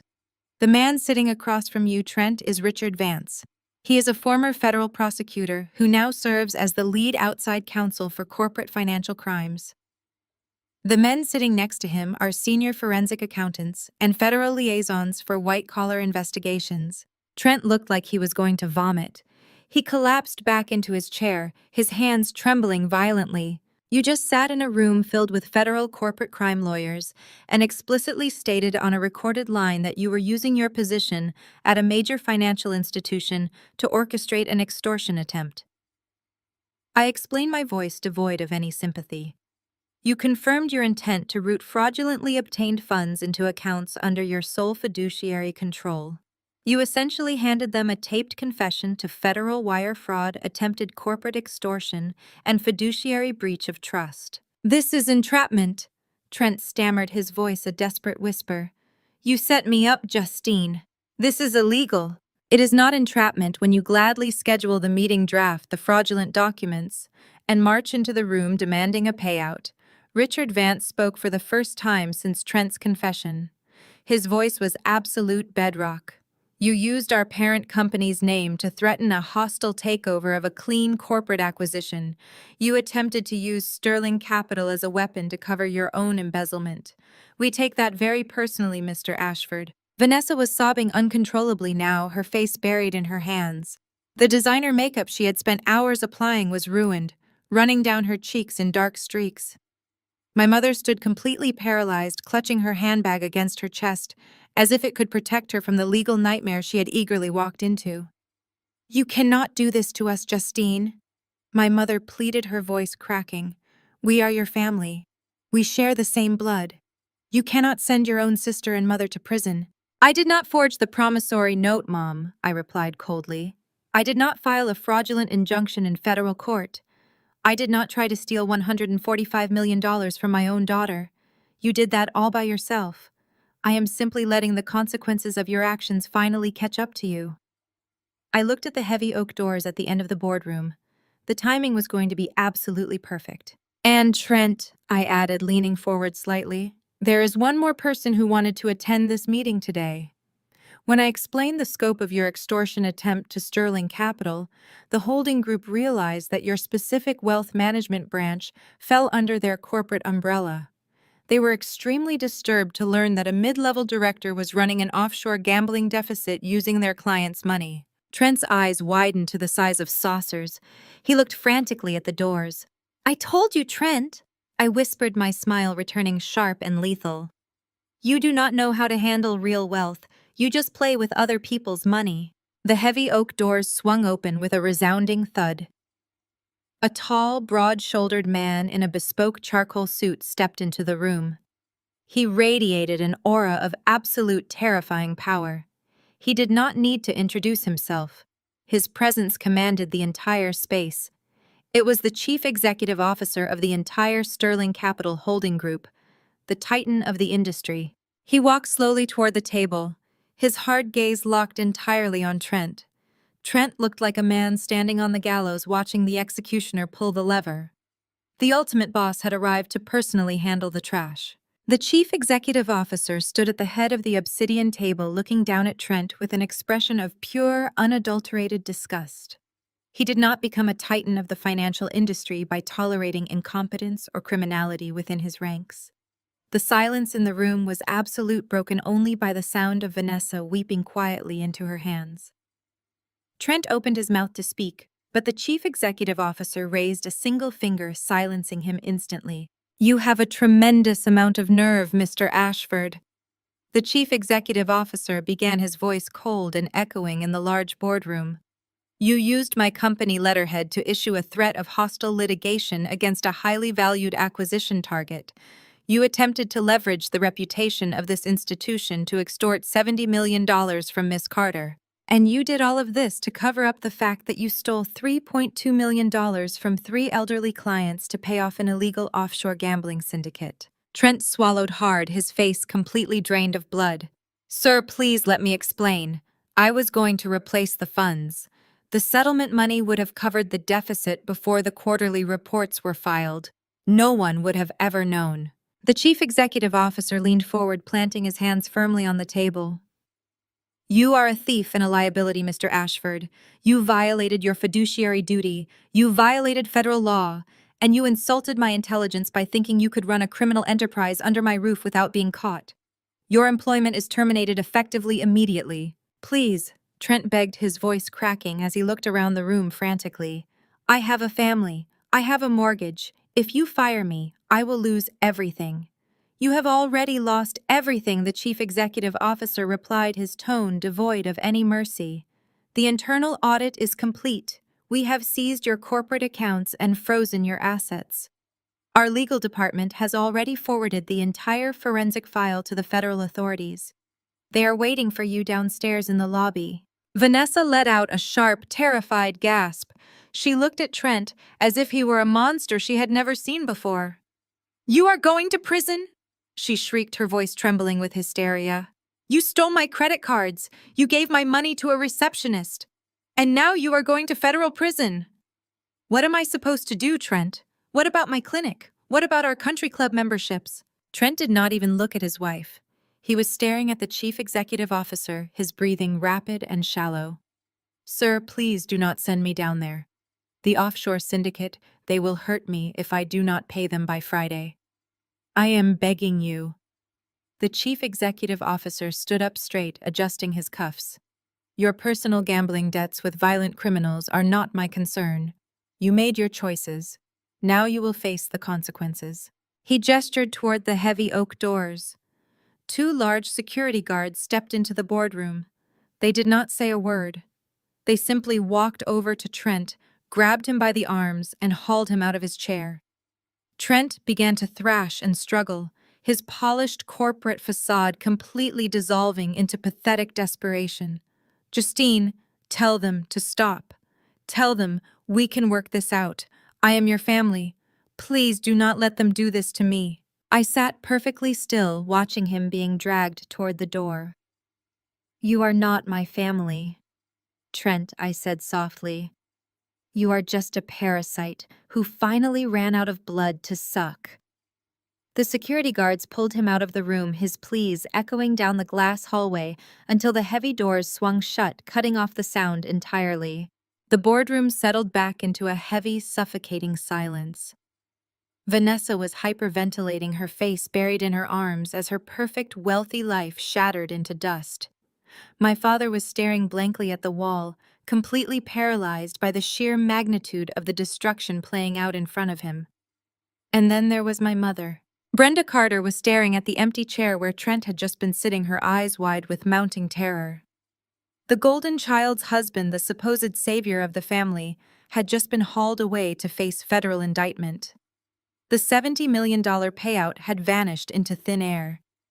She slowly turned her head to look at me, and I could see the desperate wheels turning in her mind as she tried to figure out a way to escape the trap. I did not give her the chance to speak. I reached into my briefcase and pulled out a second glossy folder. I placed it gently on the obsidian table right next to the recording device. Now that the matter of Trent's corporate extortion has been handled, I said, my voice calm and methodical, we need to address the remaining piece of this incredibly sloppy conspiracy. My mother swallowed hard, her hands shaking as she clutched her expensive designer handbag. Justine, whatever Trent did has nothing to do with me. He manipulated us. He told us we had a legal right to the equity in your company. I am just a mother trying to protect her family. I did not know he was a criminal. I opened the folder and pulled out a stack of high-resolution documents. I slid them across the table toward her. You are many things, Mom, I replied, but you are not an innocent victim. This is a comprehensive forensic handwriting analysis of the promissory note you filed in federal court. I hired an independent expert to examine the document. I pointed to the enlarged photographs of the signature on the paper. The expert was very thorough. They analyzed the pen pressure, the ink distribution, and the specific curvature of the letters. They compared the forged signature on this promissory note to dozens of legal documents you have signed over the past 20 years. They also compared it to the fraudulent loan applications you filled out 10 years ago when you stole my social security number to remodel your kitchen. My mother's face turned a sickly shade of gray. She looked at the forensic report as if it were a venomous snake about to strike her. The conclusion of the report is absolute, I continued, leaning forward slightly. You forged my signature, Mom. You created a fake legal document and you submitted it to a federal judge to secure an emergency injunction. You committed perjury. You committed wire fraud. And you attempted to extort $70 million from a corporate acquisition deal. I looked over at Richard Vance, the federal corporate crime lawyer sitting across the table. Mr. Vance, what is the standard federal penalty for creating fraudulent documents to extort a corporate merger? Richard Vance folded his hands and looked directly at my mother. Wire fraud carries a maximum penalty of 20 years in federal prison. Submitting forged documents to a federal judge carries an additional 5 years. Given the monetary value of the attempted extortion, we would aggressively push for the maximum sentencing guidelines. You are looking at a very long time behind bars, Mrs. Carter. My mother let out a strangled gasp. She looked wildly around the room, searching for an exit, searching for a loophole, searching for anyone to save her. She looked at my father, but Calvin just looked away, his shoulders slumped in total defeat. She looked at Vanessa, but Vanessa was too busy sobbing over her ruined marriage and her maxed-out credit cards to care about anyone else. You cannot do this, my mother whispered, her voice trembling violently. You cannot send your own mother to prison. I raised you. I clothed you. I put a roof over your head. You abused me, I corrected her, my tone unwavering. You spent 32 years tearing me down to make yourself feel superior. You stole my credit when I was a teenager and left me to scrub toilets to survive. And the moment you saw I had built something successful on my own, you tried to steal it again.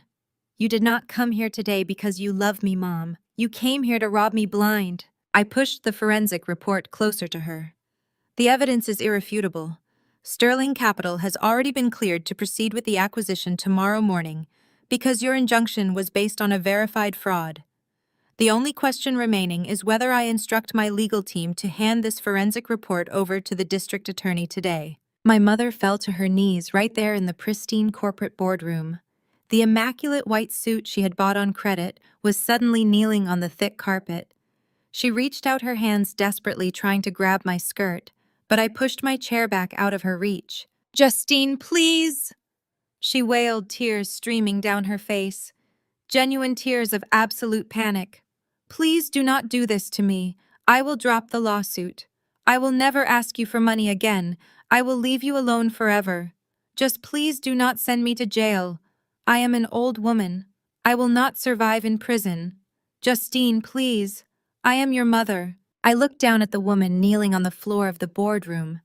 My mother was weeping openly, her chest heaving as she clutched the edge of the obsidian table. The pristine white suit she had worn to intimidate me was now wrinkled and stained with her tears. She looked small and pathetic, stripped of the haughty arrogance she had worn like armor for my entire life. She was begging me for mercy, using the very title of mother that she had desecrated for 3 decades. I felt absolutely nothing. No pity, no guilt, no lingering sense of familial duty. I had spent my childhood desperate for her love. I had spent my early 20s scrubbing corporate restrooms to pay for the debts she had fraudulently accumulated in my name. I had begged her on my knees in our living room, asking why she would ruin my credit and destroy my chance at a college education. I remembered looking up at her back then, just as she was looking up at me now. But she had simply walked away, telling me to grow up and deal with it. The universe has a beautiful way of balancing the scales.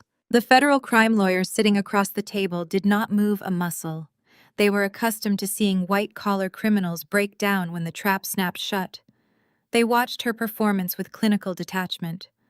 Richard Vance simply adjusted his cuffs and waited for me to proceed. I reached into my briefcase for the final time. The leather snapped open, echoing sharply in the quiet room. I pulled out 2 thick manila folders bound with heavy legal clasps. I let them drop onto the polished table right next to the forensic handwriting report. The heavy thud made my mother flinch. Her sobs hitched in her throat as she stared at the new files, her survival instincts kicking in through her panic. She knew I was not finished. She knew there was still more devastation to come. I turned my attention away from my mother and looked directly at my sister. Vanessa was slumped in her chair, her face buried in her hands, her perfectly styled hair falling in messy clumps over her shoulders. Her husband had just been hauled away in handcuffs to face federal indictment. Her credit cards were maxed out. Her luxury life was a complete illusion. But she still had her professional pride. She still believed she was the superior sister because she had a medical degree and a high-end dermatology clinic in the most exclusive medical district in the city. Vanessa, I said, my voice carrying a quiet, lethal resonance. I suggest you sit up and pay very close attention to this next part. It directly concerns your immediate future. Vanessa slowly raised her head, her eyes bloodshot and swollen with mascara running down her cheeks. She looked at the folders on the table and then up at me, her expression a mix of absolute hatred and mounting dread. "What more could you possibly do to me?" she hissed, her voice raspy and broken. "You already destroyed my marriage." "I did not destroy your marriage, Vanessa," I corrected her smoothly. "Trent destroyed your marriage when he decided to fund his mistress using your business accounts. But since we are on the topic of your business, let us discuss your dermatology clinic. You have occupied the top floor of that premier commercial building for 3 years. It is a beautiful space. But Trent was the one who handled your commercial lease agreements, was he not?" Vanessa swallowed hard confusion, momentarily replacing her anger. "He handles all the operational paperwork," she muttered defensively. "That is a massive operational vulnerability," I explained, tapping the first manila folder. "Because Trent was so distracted by his offshore gambling debts and his embezzlement scheme that he completely forgot to renew your commercial lease last month. Your clinic has been operating on a month-to-month holdover status. When my private investigators uncovered this glaring oversight, I decided to make a strategic real estate investment to diversify my portfolio." I opened the folder and pushed a certified property title across the table. "I purchased the entire commercial building last Friday, Vanessa. The holding company finalized the deed transfer yesterday morning. I am your new landlord. And because you are operating on a holdover lease with absolutely no long-term protection, I have the legal right to adjust the market rate of the property at my discretion. Your rent just increased by 300% effective immediately. You have exactly 30 days to pay the new rate or face immediate commercial eviction." The remaining color drained entirely from Vanessa's face. She stared at the title deed, her mouth opening and closing without producing any sound. The clinic was her entire identity. It was her only remaining source of income now that Trent had bankrupted their personal accounts. A 300% increase would completely wipe out her operating margins. She would not be able to make payroll, let alone keep the luxury space that defined her status among her wealthy peers. She was professionally ruined. "You cannot do that!" Vanessa finally gasped, clutching the edge of the table as if the room were spinning. "You are displacing my patients. You are ruining my life. You cannot just take my clinic away from me. You can always relocate your practice to a more affordable neighborhood," I suggested, lightly mirroring the exact tone of condescension she had used on me my entire life. "I hear the strip malls on the south side have excellent commercial vacancies right now. It might be a humbling experience, but it builds character. And honestly, Vanessa, it is exactly what someone with your level of financial literacy deserves." I left Vanessa hyperventilating in her chair, staring blankly at the legal documents that signaled the end of her career. I turned my eyes back down to my mother, who was still kneeling on the floor. She was staring at me as if she had given birth to a monster. She could not comprehend the systematic dismantling of her golden child. She had always believed Vanessa was untouchable, and seeing her completely broken sent a new wave of terror through my mother's eyes. "Now, Mom, let us talk about your favorite subject," I said, my voice dropping into a register of dangerous calm. "Let us talk about the church. Let us talk about your precious social standing in the community and the immaculate reputation you value more than your own daughter's life." My mother trembled, shaking her head frantically. She raised her hands in a begging gesture. Justine, please leave the church out of this. I am begging you on my knees. Do not take my community away from me. It is all I have left. You have already won. Just let me have my dignity at church. You have spent the last decade using the church congregation as your personal audience. I continued, completely ignoring her pathetic pleas. You use them to elevate your social status while actively hiding your financial crimes. Yesterday, you stood at the pulpit in your expensive suit and took credit for my entire company. You lied to the congregation and you promised Pastor Thomas a $50,000 donation to the church expansion fund just to secure the naming rights for the new community center. You wanted everyone to worship you as the most generous, blessed matriarch in the entire city. I paused, letting the weight of her hypocrisy settle over the room. But we both know you do not have $50,000, Mom. You were planning to use the extortion money from this settlement to pay for that holy pledge. You were planning to use my stolen funds to buy your righteous reputation and cement your legacy among the church elders. I reached for the second manila folder and opened it deliberately slow. The church has been trying to purchase the adjacent lot for their new community center for 3 years, I explained, turning the pages so she could see the heavy legal seals stamped on the documents. The owner flatly refused to sell to a religious organization. But he was more than happy to sell to an anonymous corporate holding company, offering 20% above market value in pure cash. I bought the land, Mom, I stated simply. I own the exact parcel of real estate the church desperately needs for their expansion project. And this morning, I had a very long, very detailed telephone conversation with Pastor Thomas. I informed him that my holding company intends to donate the land entirely free of charge to the congregation. My mother looked up, a sudden flicker of desperate hope momentarily crossing her tear-stained face. She thought she saw a lifeline. You gave it to the church, she whispered, her voice catching. You made the donation in our name. I donated the land, I confirmed, staring directly into her terrified eyes, but I made the donation contingent on one very specific condition. I provided Pastor Thomas with the comprehensive forensic evidence of your wire fraud. I explained exactly how you plan to fund your $50,000 pledge using extorted money from your own daughter. I told him about the identity theft from 10 years ago. I told him about the fake promissory note you filed in federal court. I told him absolutely everything, and I provided the receipts to prove it. The hope vanished from her eyes, instantly replaced by a look of sheer, unadulterated horror. Mom, Pastor Thomas now knows your $50,000 donation was utterly fraudulent, I said, delivering the final devastating blow. He knows you are currently facing federal investigation for corporate extortion. He convened an emergency meeting of the church elders an hour ago while you were strutting into this building. You have been officially and permanently removed from the church board. You are no longer welcome to serve on any committees or lead any ministries. Your pristine religious reputation is completely dead. You will walk into that sanctuary on Sunday, and every single person in those pews will know that you are a thief, a liar, and a fraud. My mother let out a horrific sound, a high-pitched squeal of absolute social agony that scraped against the glass walls of the boardroom. The church was her entire world. It was her stage, her kingdom, the only place where she could pretend to be better than everyone else. To be stripped of her position and exposed as a common criminal in front of her peers was a fate worse than prison for a woman like Brenda Carter.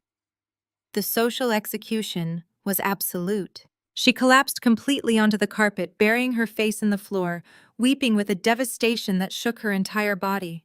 She curled into a fetal position, mourning the death of her public image.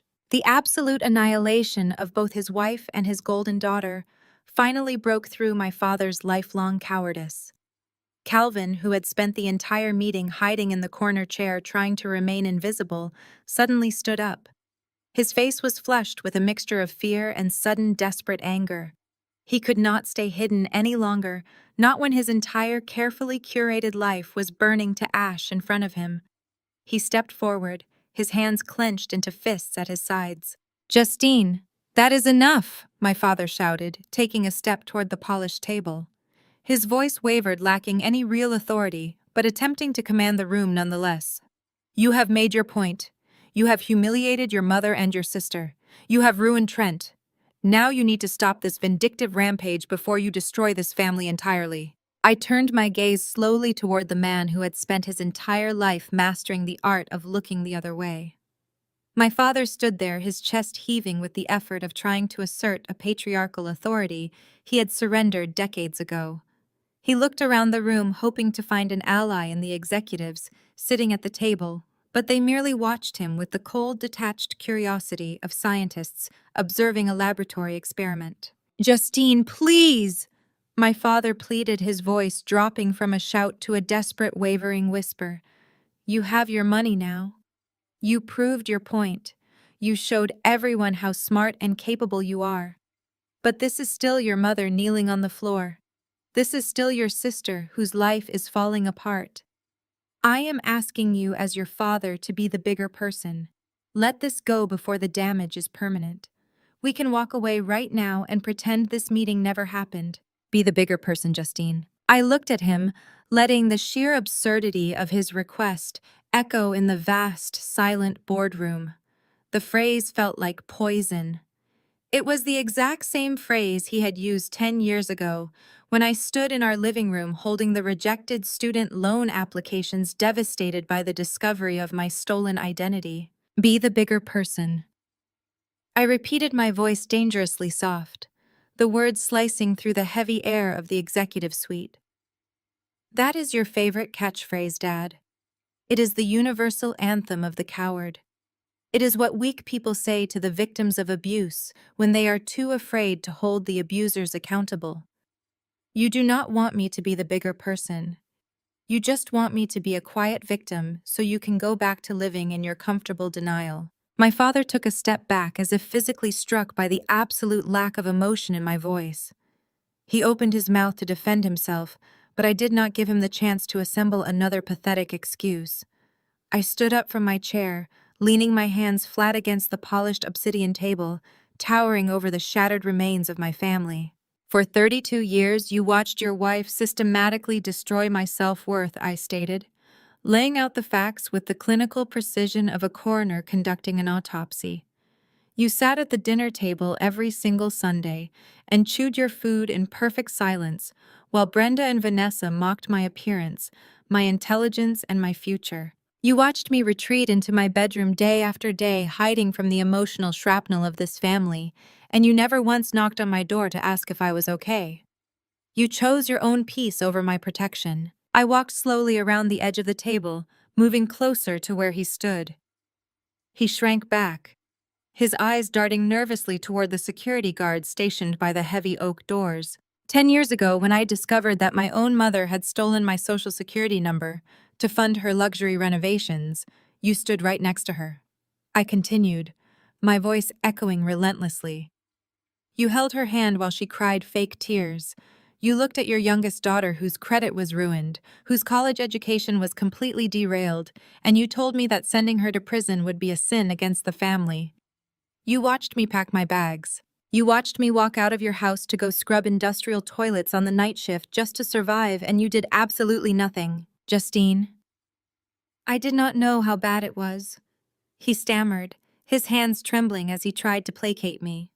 I thought you were strong. I thought you could handle it. I always believed in your resilience. You relied on my resilience so you could excuse your own complicity, I corrected him sharply. You do not get to praise the strength I built to survive the trauma you allowed to happen. And today your cowardice reached its absolute peak. You walked into this corporate boardroom knowing full well that your wife and your son-in-law had forged legal documents to extort $70 million from me. You sat in that chair in the corner planning to stay perfectly quiet while they stole my life's work. You were fully prepared to let them rob me blind just as long as you got to go back to your pristine suburban house and play golf on the weekends. My father opened his mouth, his lips trembling, but no words came out. The truth stripped away every defense he had ever built. He had spent his entire life avoiding conflict, and now the accumulated consequences of his silence had finally trapped him in a corner with no escape route. "Admit it!" I demanded, my voice dropping to a harsh, resonant command. "Look at me right now in front of these federal attorneys and admit that you knew about the forged promissory note before you walked into this building." The silence in the room was absolute. My mother was still curled on the floor, weeping into the carpet. Vanessa was staring at the wall, completely catatonic. The executives watched my father, waiting for his response. Calvin Carter looked at me, his eyes brimming with tears of deep, profound shame. He looked down at his shoes, his shoulders sagging under the crushing weight of his own failure as a parent. He did not speak. He did not defend himself. He simply gave a single slow nod of his head. His silence was the ultimate confession. I stared at him for a long moment, letting his total defeat register in my mind. There was no anger left in me. There was no sadness. The hollow ache that had lived in my chest since childhood, the desperate longing for a father who would protect me, simply evaporated. There was nothing left but absolute indifference. "Thank you for your honesty, Dad," I whispered, turning my back on him. I walked back to my seat at the center of the table. I looked across the table at David Thorne and the team of executives representing Sterling Capital. I nodded to Richard Vance, the federal corporate crime lawyer who had orchestrated the flawless legal trap. "Gentlemen," I said, my voice returning to the crisp, professional tone of a chief executive officer concluding a successful negotiation. "I believe we have resolved the matter of the fraudulent injunction. The opposing parties have thoroughly demonstrated their lack of legal standing, and the primary instigator of the extortion has been removed from the premises. I am ready to conclude our business." David Thorne permitted himself a small, tight smile of absolute professional respect. He reached down to the floor beside his chair and lifted a heavy leather-bound portfolio. He placed it precisely in the center of the table and slid it across the smooth surface toward me. "Miss Carter," Thorne said, his voice ringing with formal corporate authority, "on behalf of the board of directors of Sterling Capital, it is my distinct privilege to present the final acquisition documents. As agreed, we are acquiring 100% equity in your logistics software enterprise. The transfer of $145 million has been pre-authorized and awaits only your final signature." I opened the leather portfolio. The thick stack of contract papers smelled of fresh ink and monumental success.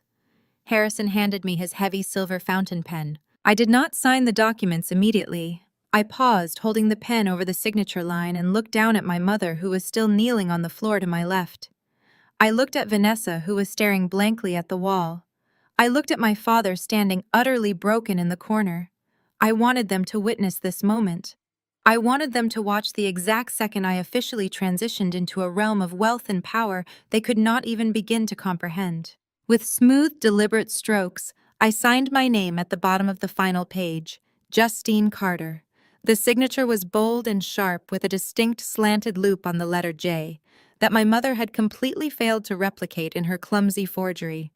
I closed the portfolio and slid it back across the table to David Thorne.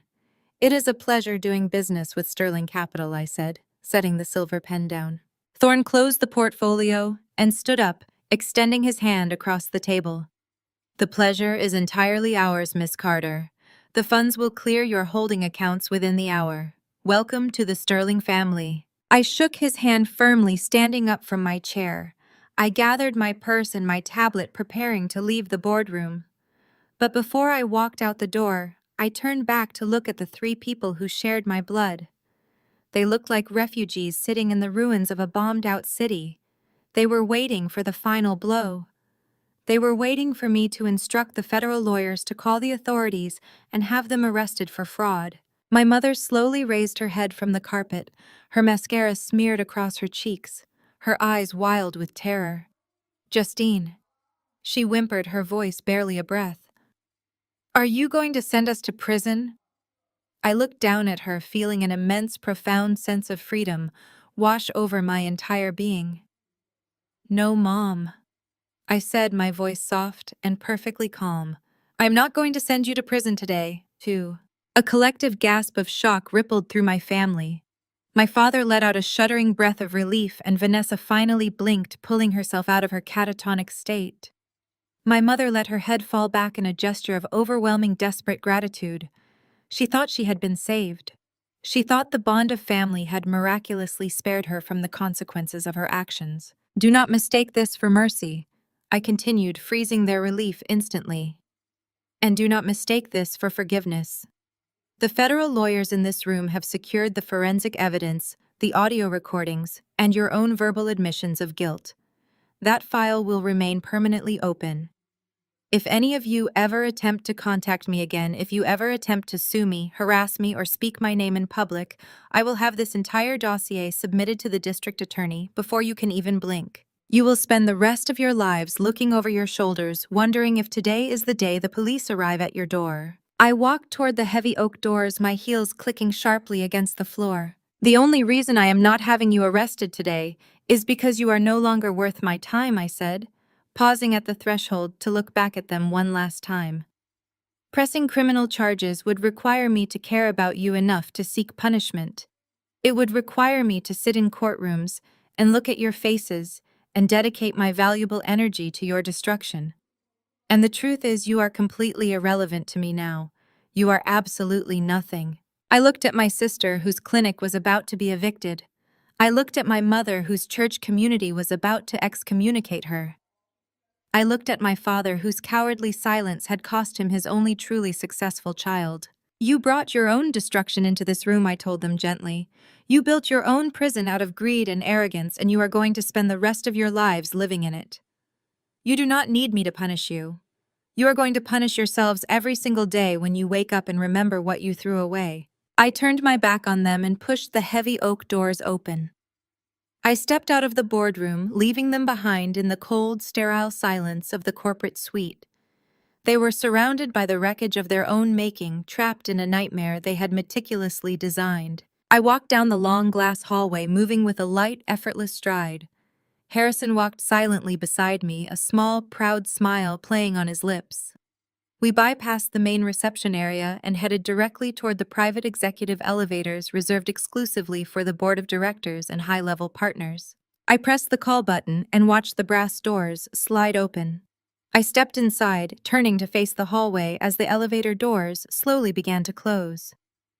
Through the narrowing gap, I could hear the faint, muffled sound of my mother beginning to wail again, the agonizing realization of her absolute failure finally setting in. The heavy brass doors sealed completely, cutting off the sound of her crying, sealing away 32 years of pain, neglect, and manipulation. The elevator began its smooth, rapid descent, carrying me down from the towering heights of the Sterling Capitol skyscraper and out into the vast, beautiful expanse of the city below. I took a deep breath of the cool, conditioned air, feeling the immense, incredible weightlessness of total victory. I was finally completely, undeniably free. 6 months is a remarkable measure of time. It is enough time for seasons to change, for the dust to settle, and for the agonizing wheels of federal justice to grind a man into absolute powder. Trent Ashford, the arrogant wealth manager who had tried to build an empire with my money, was currently residing in a federal holding facility awaiting trial. The offshore gambling syndicate had indeed come collecting exactly as the margin calls had threatened. In his absolute desperation, Trent had attempted to flee the country using a fake passport, but the federal authorities, tipped off by Sterling Capital's pristine legal team, had apprehended him at the international airport before he could even check his bags. His personal and corporate assets were entirely frozen. His luxury cars were repossessed by the bank. He was facing a mountain of federal wire fraud and embezzlement charges that practically guaranteed he would not see the outside of a prison cell for at least 15 years. The irony was deeply poetic. The man who had sat in a glass office and condescended to me about financial literacy was now entirely bankrupt, relying on an overworked public defender to negotiate his plea deal. Vanessa, the golden child who had built her entire identity on superiority and unearned privilege, experienced a spectacular and public fall from grace. When I legally raised the rent on her commercial clinic space by 300%, she initially tried to fight the increase in civil court, but she had absolutely no money to pay her attorneys. Trent had drained her accounts dry to fund his mistress and his gambling debts long before the federal raid. The eviction was swift and publicly humiliating. The expensive medical equipment she had purchased on credit was seized by creditors right out of the lobby. Stripped of her luxury clinic, her wealthy husband, and her pristine social standing, she was forced to file for personal bankruptcy. She currently lives in a cramped one-bedroom apartment on the far south side of the city. The very same neighborhood she had spent her entire life mocking as being completely beneath her. I heard through the legal grapevine that she was forced to take a job working the grueling overnight shift at a local urgent care clinic just to afford basic groceries. Her designer handbags and custom-tailored suits were sold to online consignment shops months ago. She had finally learned the true value of hard work, but the lesson had cost her everything she valued in the world. And then there was my mother, Brenda Carter, the woman who had weaponized religion and maternal guilt to steal my future, was entirely exiled from her kingdom. The church congregation, which she had treated as her personal audience, reacted exactly as I knew they would when Pastor Thomas presented the church elders with the irrefutable forensic evidence of her fraud. She was not just removed from the church board, she was functionally excommunicated from the community. The wealthy women she had spent decades trying to impress turned their backs on her, completely refusing to take her phone calls or acknowledge her in public spaces. The shame of being exposed as a common thief and a liar broke her narcissistic spirit entirely. Without the ability to use my name or my success to bolster her reputation, she had nothing left to offer her social circle. The massive 5-bedroom colonial house where I grew up, the fortress of my childhood misery, was currently in the final stages of foreclosure, because neither she nor my father could afford the mortgage without the fraudulent loans she had grown so accustomed to taking out. My father, Calvin, had finally packed a single suitcase and moved into a cheap extended stay motel, unable to bear the constant toxic environment of a house collapsing under the weight of its own lies. He still refused to stand up to her, but his silent departure was the ultimate act of cowardice. They were all living in the exact purgatory they had tried to force me into. I let out a slow, contented breath and took a sip of my sparkling water. The cool evening breeze washed over my face, carrying the distant electric hum of the city.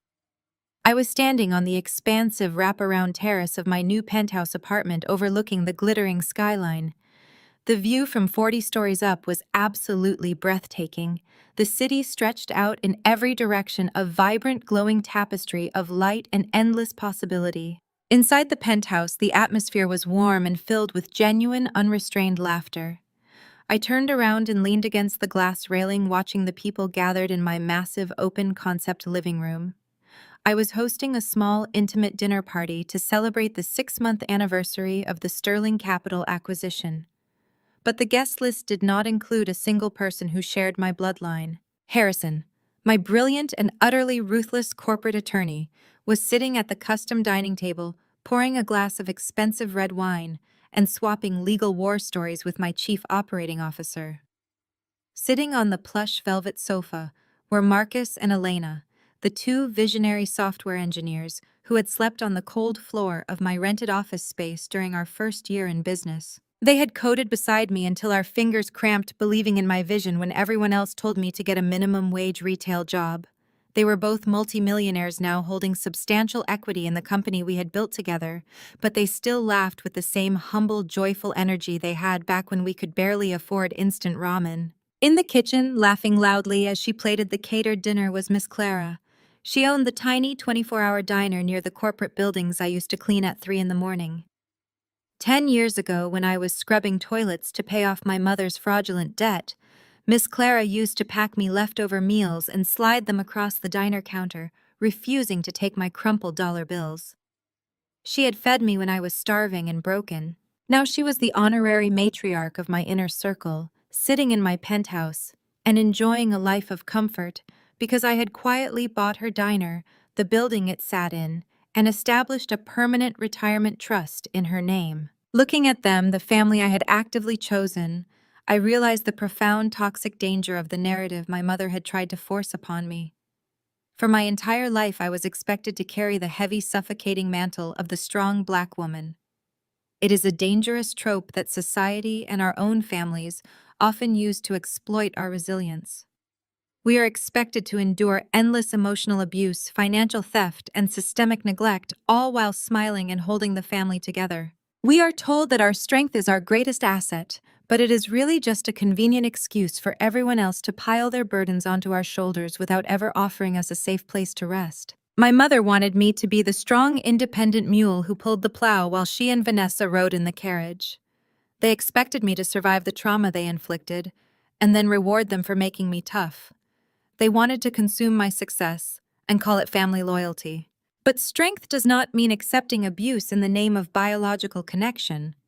Breaking generational trauma requires the absolute terrifying courage to set the bridge on fire and walk away from the people standing on the other side. It requires you to look at the people who gave you life and tell them that shared DNA does not entitle them to your peace, your sanity, or your hard-earned success. I broke the curse the moment I stopped trying to prove my worth to a mother who was structurally incapable of seeing me as anything other than a resource to be consumed. I turned back to face the city skyline, resting my hands on the cool metal of the balcony railing. The air up here was clean and entirely mine. The ghosts of my childhood, the echoing voices telling me my career was pathetic, the suffocating weight of my mother's narcissism and my sister's cruelty. They could not reach me up here. They were trapped in the severe consequences of their own making, while I had built a kingdom out of the ashes they tried to leave me in. Harrison walked out onto the terrace holding 2 glasses of sparkling cider. He handed one to me, his eyes crinkling in a warm, genuine smile. "They are asking for a toast inside," he said, his voice carrying a quiet, deep respect. "They want the founder to say a few words." I took the glass and looked at the man who had helped me navigate the darkest, most treacherous corporate warfare imaginable. He was not just a lawyer. He was a trusted guardian of the empire we had secured. "Tell them I'm coming," I replied softly. I looked out at the glowing horizon one last time. I did not feel the need to seek revenge anymore. I did not feel the need to prove my existence to the people who shared my last name. The scales were permanently balanced. Justice had been executed with flawless, unyielding precision, and as I turned to walk back inside to join the beautiful, loyal family I had chosen for myself, I felt the absolute pure exhilaration of total victory. I was finally incredibly and permanently free. The most profound lesson from Justine's journey is that biological ties do not obligate you to endure toxic manipulation. True strength isn't about silently carrying heavy burdens your relatives force upon you. It is about having the fierce courage to set unshakable boundaries and walk away from abuse.